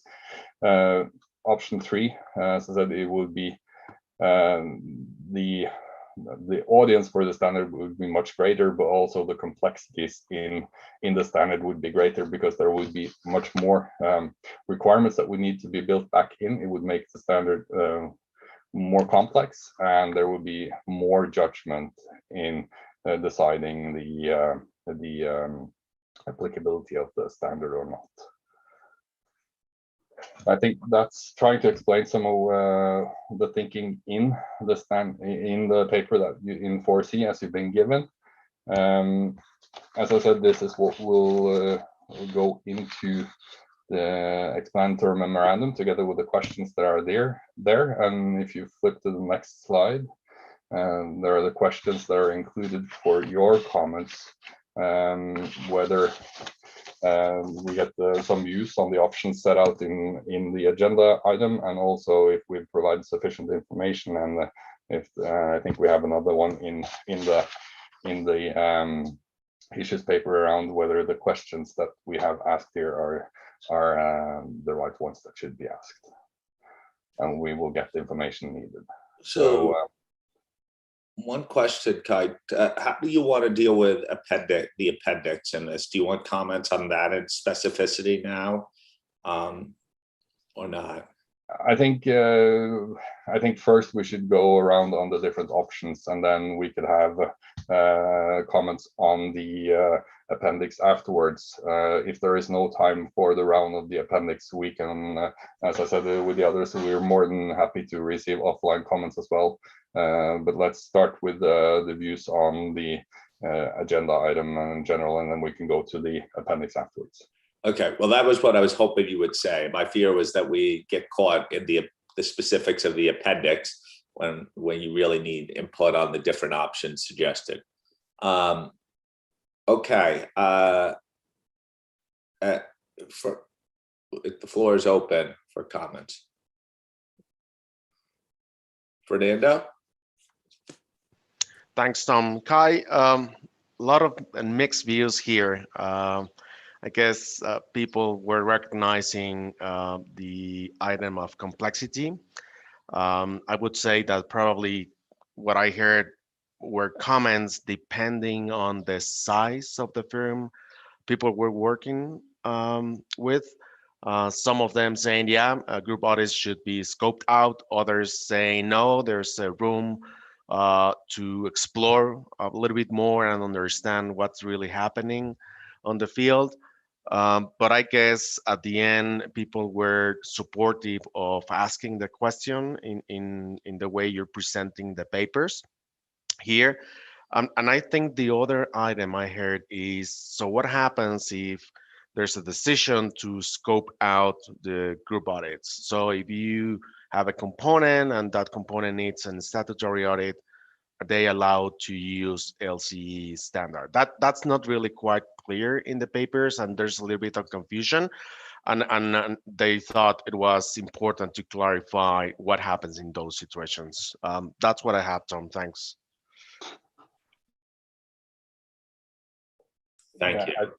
I think I can, before we get more comments on that, I probably should respond to that question, Fernando. What we have here is the applicability of audits of group financial statements. So that would be the audit of the group financials. What would needed to be done on the different subsidiaries or components in the group would be decided by the group auditor, and would be is not really driven what we have here now. Also, if you have statutory audits of any components, those would not be they're not touched by this. But let's say the group audits, what the work that you do on the component level is currently driven by 600, so there would be requirements that would need to be brought back in, and I think we would need to synchronize with LEN and 600 on their thinking on that as well. But this, as I said, this is dealing with the audit of the group financial statement, not the components themselves. And I guess one of the challenges of this comment section, Kai and the team, get me if I'm wrong, is that we're not absolutely looking for a definitive view of what the option should be right now, but whether we're framing the options appropriately, unless the board's view is that we shouldn't pose the question at all. Am I right, Kai? Yeah, that is correct. Sorry if I didn't make that clear. We're not asking for your view on which option to choose, but whether or not the information that is given in the agenda item 4C is sufficient to get the feedback that we need on the implementation. Okay, people understand that. I know we'd love to go in, which is our preference, But the question is whether we got the options right, and are we framing it adequately to generate the comments and not to raise expectations in a way that would be harmful to our project. Okay, great. Kai Ue. Thanks, Tom. Very, very briefly, I would prefer option A, and otherwise, and that is my second preference, I would prefer option B. As you remember, that is to exclude group audits with component auditors. Thanks. Okay, just going back to the question, you're fine with the framing of the options, right? Yeah, of course, sure. Okay, sorry. Great. Yeah. Diane. Yes. So relative to the framing of the options, I took a slightly different approach to the option B. I would just call it depends, because I'm not sure the existence of a component auditor is the deciding point. I've had group audits where we were both the primary team as well as the component team. It just so happened to be that there were different components, but they were all in the same country, the same state in the US. It was the same audit team. And I'm not sure the cutoff for the it depends should be the component auditor, the existence of a component auditor. I think it might be more, I think that's nice because it's a nice definitive line that helps people make a judgment as to whether you're in and out. But I don't think it's that simple because, again, I think you could have a group situation with a component auditor that may not be overly complex, and that auditor can tackle and handle that audit quite effectively. So I think you'd want to anchor it more around the complexity of the group structure and talk a little bit about, there are multiple jurisdictions. Are these jurisdictions in many countries? Is there an overly complex organizational structure and management team? And hone in on helping somebody understand the complexity of the group. So shy away from just the existence of a component team as kind of, you're out, and really anchor more towards the complexity of the group. And that second category would be, it depends. So those are my thoughts. Great. Isabel? Yes. So first of all, some personal view, even if it's not the ask, I think we have to keep in mind the start of the project, which was to think simple first and have a building block approach. So I think we should open the door, if it's option B or C, to have this part on group audit in a separate part, in a kind of supplement for the people that need a really simple standard to deal with really less complex entities which are not a group, to have a simple standard. The idea should not be to over-engineer again and again. But when we discussed that in France based on the proposal, people were worried and were missing one important information in their mind is what if we answer option B or option C? What if we do that? What is the consequence on the due process? Will the IAASB have to re-expose the modified standard with the addition of the group part? Because if so, people were not ready to wait for 3 more years to get their less complex entity either. So they really want to know what would be the consequence if they select option B or option C on the due process, and maybe on balance, better stay with option A and have something, and then in a second step later, have something to deal with less complex group when we will all have matured on that and with the experience gained on the new ISA 600. Thank you. Isabel, I just want to clarify, just to be clear, your support of my read of it is your support of the the board asking these questions. You don't want the group audit issue to hold it up. Questions, right? There's a parliamentarian type of issue in your mind, whether we issue it as a supplement ED, there could be an addendum to the standard or not. I don't think we've addressed it. It's sort of one of those questions that it's almost a bridge we need to cross if we think that there needs to be some group audit. And I'm sure there's a way to figure out the approach to expose and append an additional supplement to the standard, as long as it doesn't undermine it, because it would be a special consideration to the LCE standard if that's the way we would go. That's at least my read to it. Is that consistent with task force thinking on it? Okay. Wendy? Thanks, Tom. So I thought the method of exposing this was brilliant, because we had a lot of debate on this and I did want to see it move forward. So I like the idea of an extract. I don't like the idea of 3 options. So expanding a little bit on Diane's point, complexity should be in the nature of the entity, not in the number of components or who the component auditors are. So while I like this approach, I would prefer just 2 options, in or out, and not the one in between.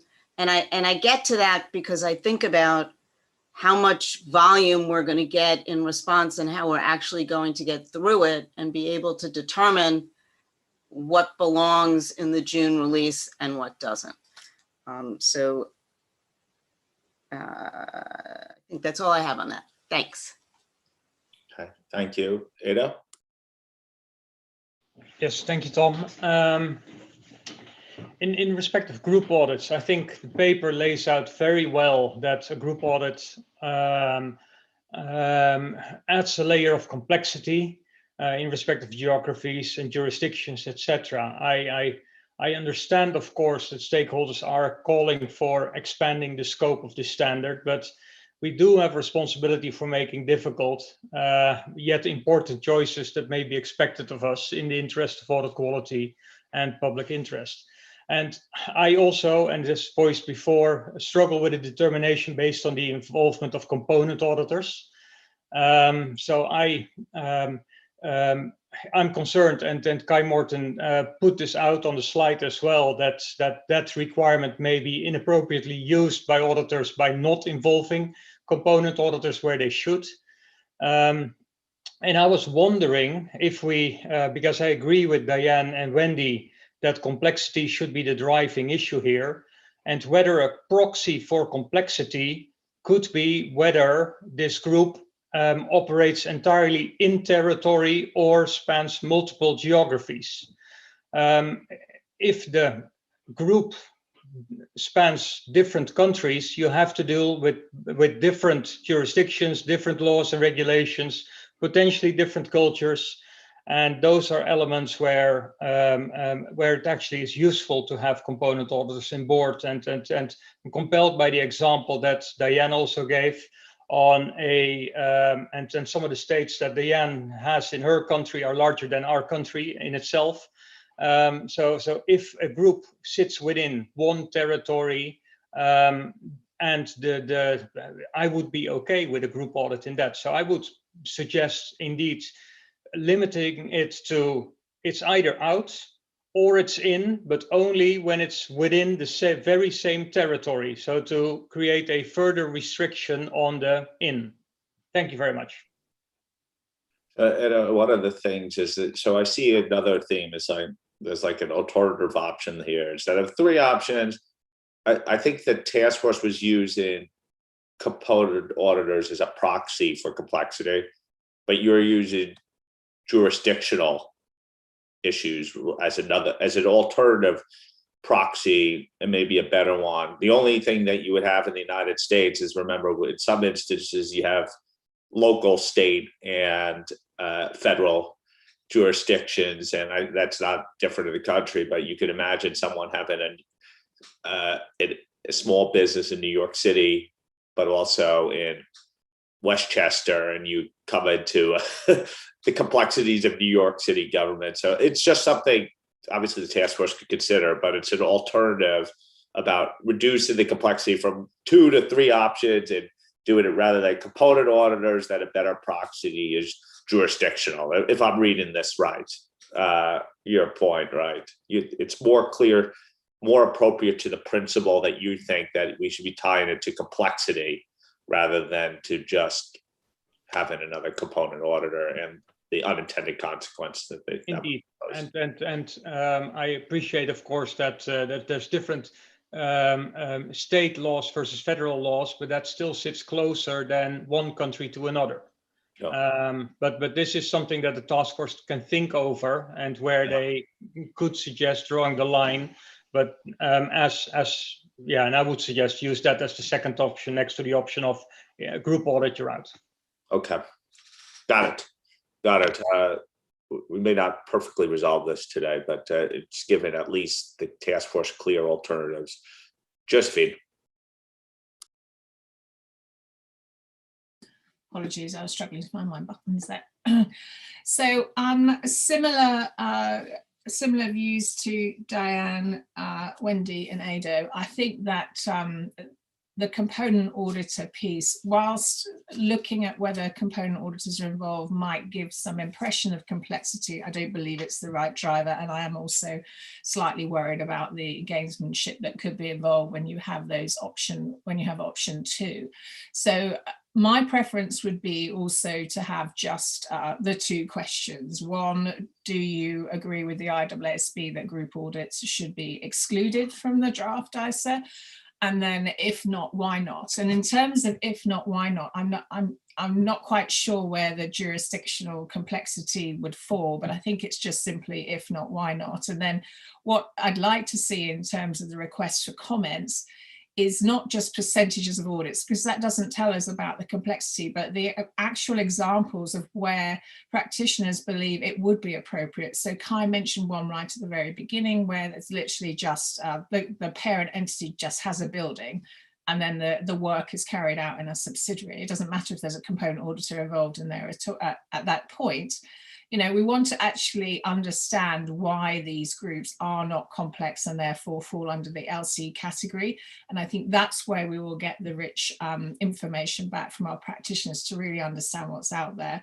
I mean, that's somewhat contrary to Wendy's point about thinking about the number of comments that comes through, but I think this is really important in helping us understand if it is therefore appropriate to include group audits in the standard as well, or the topic of group audits in the standard. So just to clarify, same as Wendy, 2 options only, not driven by component auditor, and actually let's ask for some more specific information about why, if people want them included, they should be included. Thank you.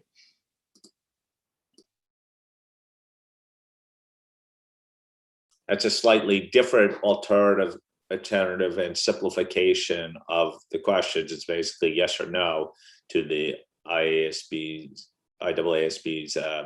current prohibition on group audits, and with a demand for some more examples. I think the task force was trying to sort of get ahead of the issue a little bit. One, open-ended questions are often tough to respond to, and 2 is anticipating if yes, then what could we do so there's not a huge lag time between the completion of a project and the provision of supplemental guidance that would cause people to be out of the standard maybe longer than we want to. Is that a fair characterization, Kai? Okay, let's hear a few more ideas on the table, then we'll try to get some direction. Yash? Thank you, Chair. I'm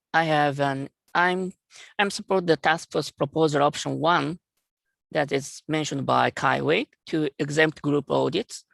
And the audit of group financial statements, the group auditor selects the component to be audited because such components' financial statements are significant in audit process. Therefore, Allowing the LCE ISA to be applied to such significant component might raise concern about the reasonable assurance obtained by the component auditor. In addition, when the group financial statements contain financial figures of such significant component proved by the component auditor using LCE ISA, it might also raise concerns about the group auditor's reasonable assurance for the group financial statements. As the global standard setter, the IAASB should develop standards with considering the impact on the public interest, not only for the practitioners using ISAs, but also for the stakeholders of intended users of audited financial statements, even if developing LCE ISA. That's all. Thank you. Thank you, Yosh. Sue? Thanks. And I've consistently had feedback in the outreach that excluding groups would severely impact the uptake. So I'm very supportive of the approach to present some options, including what that might mean for the standard, and get feedback on those. I do have sympathy with the discussion around the complexity of the group, but I also think it's important we don't over-engineer some of this. And I felt that the component auditor is a reasonable kind of proxy for that. And I think it's important when we're asking the questions that if we just ask, is it in or is it out? We might get a lot of answers that say, well, sometimes it might be in and sometimes it might be out. So I think it's important that we have an option that asks where the line should be drawn. I actually had another option around drawing the line, which is very similar to where Ado was actually, which was thinking from a component auditor sense. If the component auditor is in a different jurisdiction, then all those factors that Ado described in terms of the business being in a different jurisdiction then apply from a perspective. So maybe there's something about the jurisdictional angle to think about. But I do think it's really important we also include that question that asks about the data. I'll make some suggestions about wordings, but I think it's to get that feel as to if groups are in or out or whichever option it is, how it impacts the uptake of the standard. Thanks. Okay. Eric? Thanks, Tom. My views are very similar to Josephine's. My preference would be to have only 2 questions, and I'd like to understand why what are the circumstances where group audits may not be complex. I think it might be possible to reach a bit of a compromise in terms of the way we ask the question so that it's not totally open-ended, but we could refer to some of the factors that we've been discussing today as sort of, are these important considerations? Listing the involvement of component auditors, the different territories and so on. I think that could be helpful in judging the importance of these different characteristics. So I'm kind of, as I say, in a similar place to Josephine at this point. Thanks. Thank you, Eric. Len? Thank you, Tom. So I started reading a paper. I had the same impression as Edo and Dan had voiced. Then I got a little bit comfortable because we're not saying that if you don't use component auditor, you're automatically a LCE. You still have to go through the process to understand whether the entity still qualifies LCE. So that question is black and white, because if you look at the appendix, it does tell you about consolidation process, talk about consistency of controls and all the things you have to go through in a group audit. So I started out with Edo and Dan. Then I read the appendix and I read it a little bit further. I think, well, it's not black and white. It's not black and white. But hearing what Josephine and Eric and Wendy has said, people might read that section a little bit differently.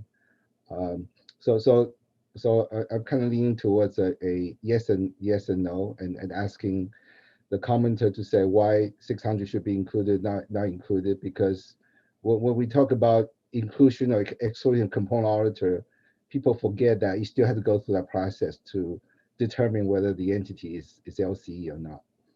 So that's my comment. Thank you. Okay, so that's the full gamut. So I think there's no one who wants to exclude getting comment on whether group audit should be included or not.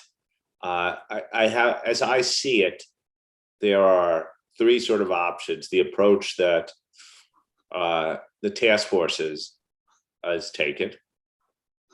Then Josephine suggested a modified approach where we just ask the question yes or no and get data, and some others have been comfortable with that. I guess there's sort of 4 ways. Then there's what Ado and I think Diane and others have suggested is that complexity should be defined in a slight different way than the component, and that could be another approach, and you would just have 2 options. And then there's sort of the hybrid approach, which Eric sort of suggested,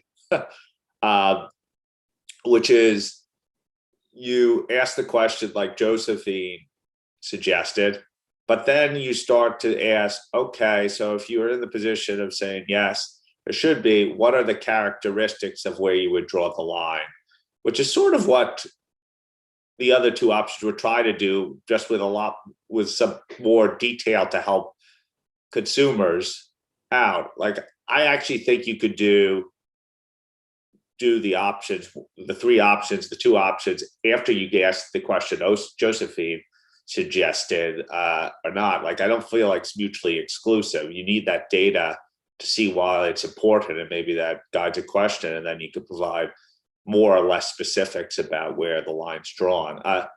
Kai, am I reading this right? Am I summarizing what we heard? Yeah, I think you're summarizing what we heard. I think one thing that it's good that Len picked up on as well is that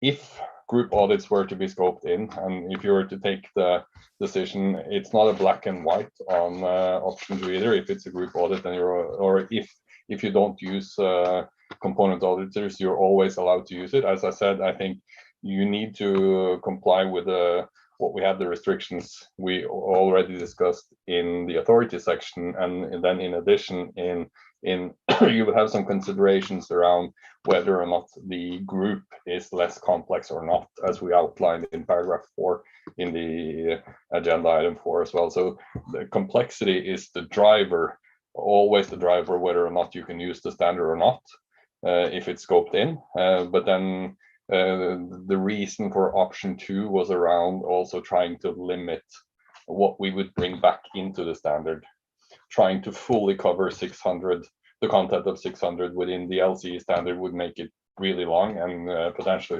complex. So that's why we did have discussions in the task force where the line in the sand should be drawn, if it's around use of component auditors, if it's around jurisdictions or not. I think the discussions we had, we landed on use of component auditors, as if you look at the number of requirements and the complexities, I think everyone would agree that the complexity, if you involve group component auditors, is higher. But we could look at where if you're allowing use of component or allowing the use of group audit standard, whether not the group use of component auditors, or if you're crossing jurisdictional lines, so what should be the proxy there. But I think then it's almost as if we're different variations of option 3. If we build back the full or the use of component auditors, it's we're in a way doing different variation of option 3 in my mind, what we have here, because then we need to address the whole content of 600 within the LCE standard. Yeah. Do you have, like, from a task force, because when we think of the options and guidance you have going forward, like Josephine is clearly the simplest way to deal with it. Do you have any specific concerns about that giving you too limited feedback on the way? Because I want that to be aired at the board level before we decide a path forward. I think we need to provide some more background in order to get the feedback that we need, and also I think, as you said, showing them what the different options would entail, what would that result in, so that they can make an informed decision whether or not it should be included or not, because they are quite different in how it would be addressed in the standard, I think. Yeah. So you're more like Eric's approach is more the minimal of what you would expect to do to help provide useful feedback, right? I think also by providing that, we wanted to show how it could be, so that we don't need, or whether or not this needs to go for a separate exposure or not in the due process. That's I think other people are better on that than me, but I think we were trying to show them what would be brought back in, so that they would understand what it actually means, how the standard would be then. Well, Bev, I know you have the pen on a lot of this. Tell me what a framing that would be useful in terms of guidance to the task force. So thanks, Tom. I think on this, what we would do, and we can go down to 2 questions. So it's sort of a little bit of a variation of what we've got now, but to maybe explore some of the good thoughts that have been brought up on the call. So first of all, we would explore maybe a little bit more around some of the things around groups and what people consider to be less complex groups, so that we really understand what we're looking at. We could then ask 2 questions: should they be in or out? And obviously give all the options on that. And then for the in, we can explain that there's different ways that we can do it. So we can do it where we have a proxy for complexity, and we can explore different kinds of proxies for complexity. It could be jurisdictions, it could be component orders, that we can sort of explain all of that. Or we can do what we've got in option 3, which is we bring it in and it's just based on the complexity of the group. Remembering that in this, you're only in this position once you've gone through that first filter of being a less complex entity. So you're not looking at big significant subsidiaries of listed companies, or it's unlikely that you're looking at that, because there's other things that would have said that it can't come down the filter anyway. So now you're looking at the example that Kai described, and you're trying to work out whether you can be in the standard. It will have a significant impact once you bring component auditors in, and that's what Kai's been trying to or describing, and that's what's in the appendix, is that I mean, obviously we would apply into the standard the way that we bring the requirements from 600 in the same way as we've done with the others. We'd look at what would apply to less complex entities, but once you bring component auditors in, whether it's in your jurisdiction or elsewhere, then you're bringing in all of the sort of thoughts around component auditors. So we were trying to sort of get something fairly simple in the middle, which has its limitations and its downsides, which we've explained.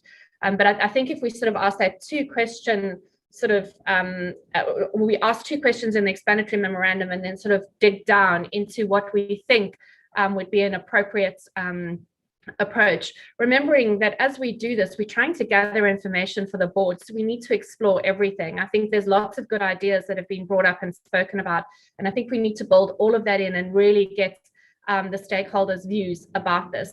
I think whether we have to re-expose, we can deal with that at a later point in time. There may be other things that drive us to re-exposure anyway. I think at this point, what our objective is in the explanatory memorandum is asking questions around what would work and what wouldn't work, and should we have group audits in or shouldn't we have group audits in, because we hear very mixed messages about that. Thanks, Tom.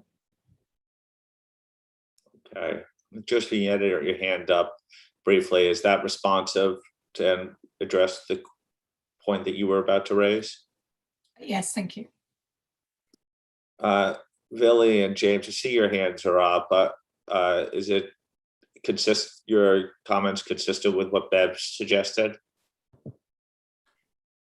Yes, Tom, I just wanted to add, I think Bev makes a very important point, and I think if we set it up the way that Bev has explained, we probably also need to just bring that point out a little bit more in terms of that, you know, if you go through the normal complexity filters, you would find that the complexities that would in any case drive the need for component auditors would in any case already probably push you out of the standard.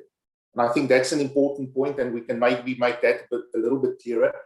I do think that in explaining what these different proxies could be for complexity, when we get to Appendix 1, and I know we're still going to go through that round of comments just now, I do think we can still present it probably in a table format as we have at the moment, because remember, ISA 600 is also constructed in such a way that ISA 600 builds on the ISAs, and then within each of the stages of the audit separately has considerations when component auditors are involved. So I do think it is still a valid way to present it in the explanatory memorandum, because it does draw out those special considerations when component auditors are involved. And remember, as we've seen, obviously it's too early to talk about re-exposure, but the bottom line is we did have in mind that if we can give a very clear steer in the explanatory memorandum of what would come into the standard if group audits are in, we may preempt that possibility of re-exposure. Because remember, we must also, and that's why Appendix 1 is quite detailed in terms of what would come in. But remember, ED 600, it's also still a moving target. So it gives us that flexibility to give a clear indication of what will come in and how the standard will be affected, but also giving the 600 task force time to land the standard. And then obviously when this exposure draft comes back from consultation, we can then apply exactly the same process that we applied for all the other ISAs in terms of what we then bring into this standard. But there would be a clear framework that is set out in Appendix 1. Thank you, Tom. James? Yeah, very quickly, I'll echo Lily's last point on that. My one general, maybe, and encourage you to step back, I listening to the conversation and the development of the options and the types of information that we're asking for, how to apply, it has moved in my head away from almost the decision or the position of the board, and we're already into these options. And I would maybe just encourage at the front piece to explain a little bit more about the basis for where the IAASB has already arrived today. You know, where their concern was, why it wasn't excluded, their rationale for that, and their viewpoint on that position. And I think what we want to make sure is we're gathering evidence that is capable, if it exists, of persuading the board to a different viewpoint, of changing our mind and giving us information. And that is, tell us what we've not thought about. Have we misunderstood what we were representing? Are there many group audits that are not complex? Tell us what would change our position. And I think that's the evidential base that we will know whether we're going to move, and then supplement it with the details of the questions on the application. But I do think it's very pivotal to be very clear the basis of where you are or the board is going into it. And your threshold question is, have we learned anything more that changes our position? From there, it's the details on the operability of the various scenarios. I just want to make sure that that balance gets achieved on the front side of the explanatory memorandum, which I think is a little bit thin at the moment. Thank you.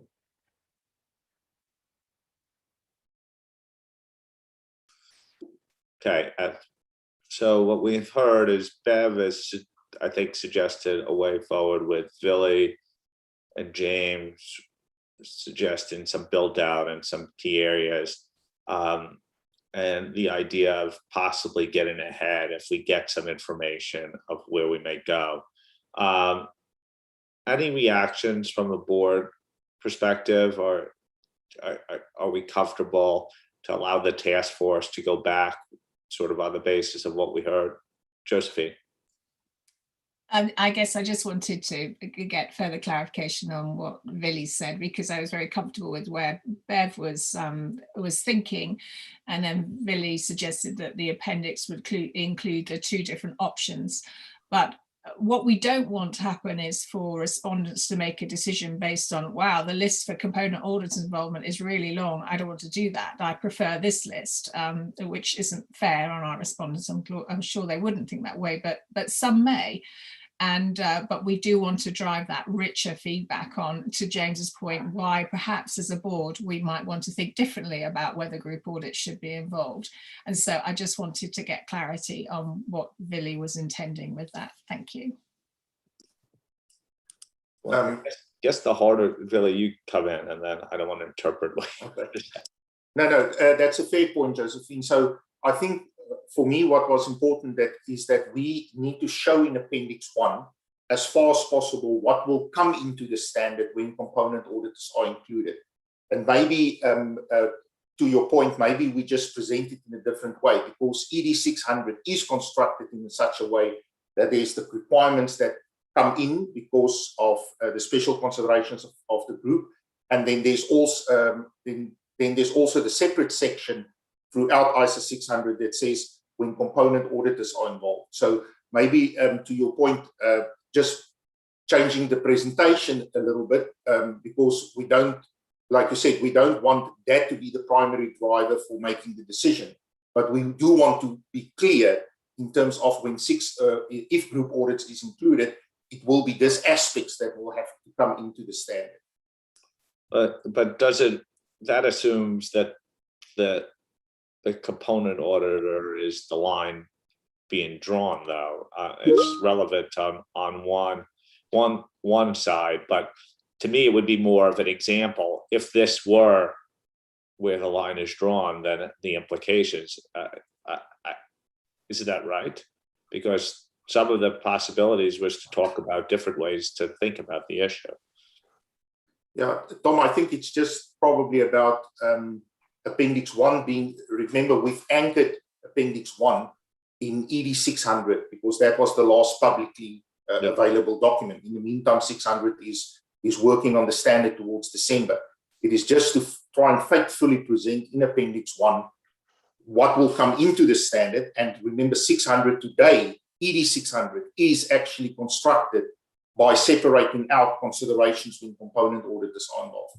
Maybe we overcomplicate. The question is whether we need the appendix at all or not, no. Whether it actually complicates. My point is that it may complicate our getting the breadth of feedback, because it may drive people in a direction that the board isn't really wanting to drive them in yet, to sort of be like leading the witness a little bit. I'm getting some nods here. Yeah. So I guess Bev describes an approach, and it would almost say that Appendix 1 was really important for our consideration here. It allowed us to think, but maybe not so useful for an explanatory memorandum. Is that the sense of the board? That we should dump Appendix 1 for any explanatory memorandum?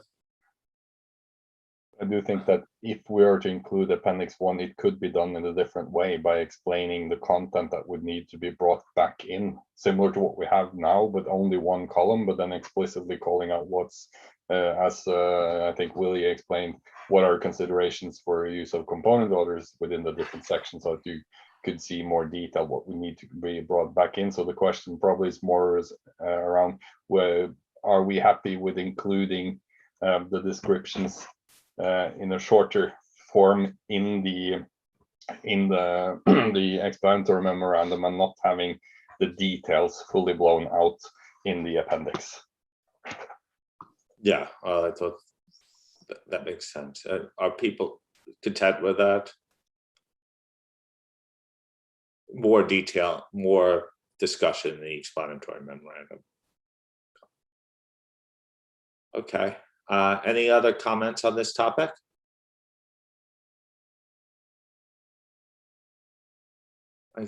Kai, back to you. Thanks. I think this makes the last part or the next part easier, because if we're now going into the discussion on the appendix, if we decided not to have the appendix because we have the content within the explanatory memorandum, we don't need, there's not too much.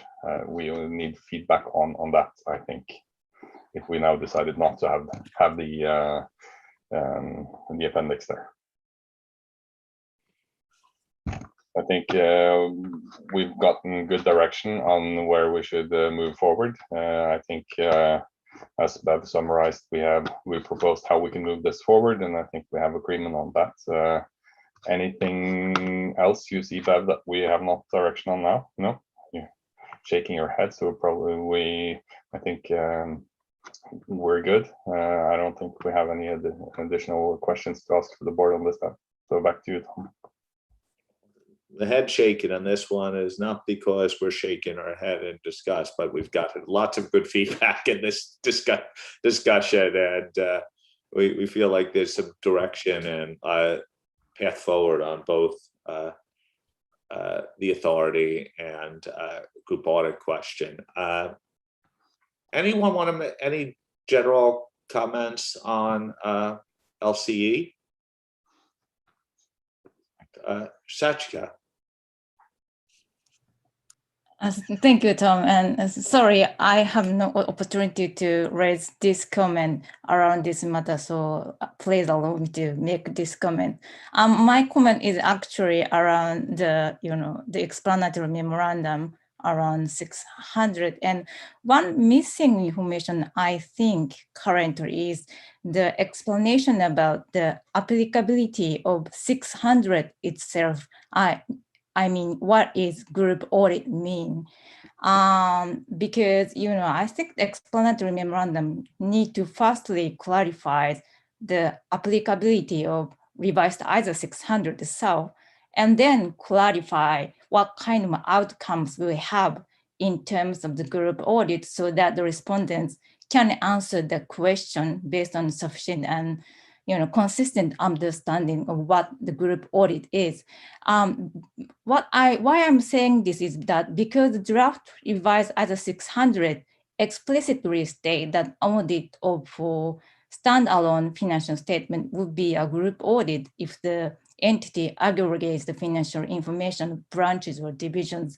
And I believe this is actually one of the important aspects to determine whether all of the group audit case should be scoped out with the for LCE applicability. And I understand that, paragraph 4 of Agenda 4C refers to branches or division, but the explanation is very general, and I think the respondents may not clearly understand the possible implications of the exclusion of the group audit, because I'm a bit concerned that some respondents may assume a group audit is only an audit for consolidated financial statements. So on this point, I think it would be very helpful if the explanatory memo emphasized the group audit may also apply to the smaller entity that has no subsidiary but has branches or divisions. So maybe task force can think about my comment if when you think about the revision of this explanatory memo based on today's discussion. That's all from me. Thank you. Thank you, Sachika. Any reaction, Kai? I think it makes sense, the difficulty around the scoping of 600. I think given that the 600 is still in movement, we built this off the ED. We need to look at how this can be further explained a bit maybe, but it's a difficult one, and I don't think we want to have open for consultation again the scoping on 600, which may be a risk around as well. So it's describing it in line with the thinking, but at the same time not trying to have that discussion again. I think is the challenge here. Okay. Should we bring the discussion on LCE to a close? We have a couple minutes. If use the chair's prerogative, and I love cold calling people, but I love coming attractions. They're my favorite part of this movie, and I have not been to a movie theater like most of you in over a year and a half. So Josephine, I just felt like we should set up tomorrow's discussion on going concern. Anything you want to say to get people in the right mindset as we assess going concern tomorrow? No, not really. Just make sure you come armed with lots of good advice for the working group. As I go through the presentation, I'll be taking Lynn's approach. I won't be summarizing pages and pages of issues paper. So I'll be moving very, very quickly to the questions. So that should hopefully get us through in the time that we have. But no, looking forward to the discussion tomorrow. Thank you. Yeah, and I've said this to the board before, and I think we have to get a mindset of things that we have under our own control and we could act on our own, and things that we should be doing with the rest of the ecosystem, that they're not mutually exclusive, they're mutually reinforcing in my mind. So that's the mindset I'll be taking into tomorrow's call. Well, thank you everyone for, Michael.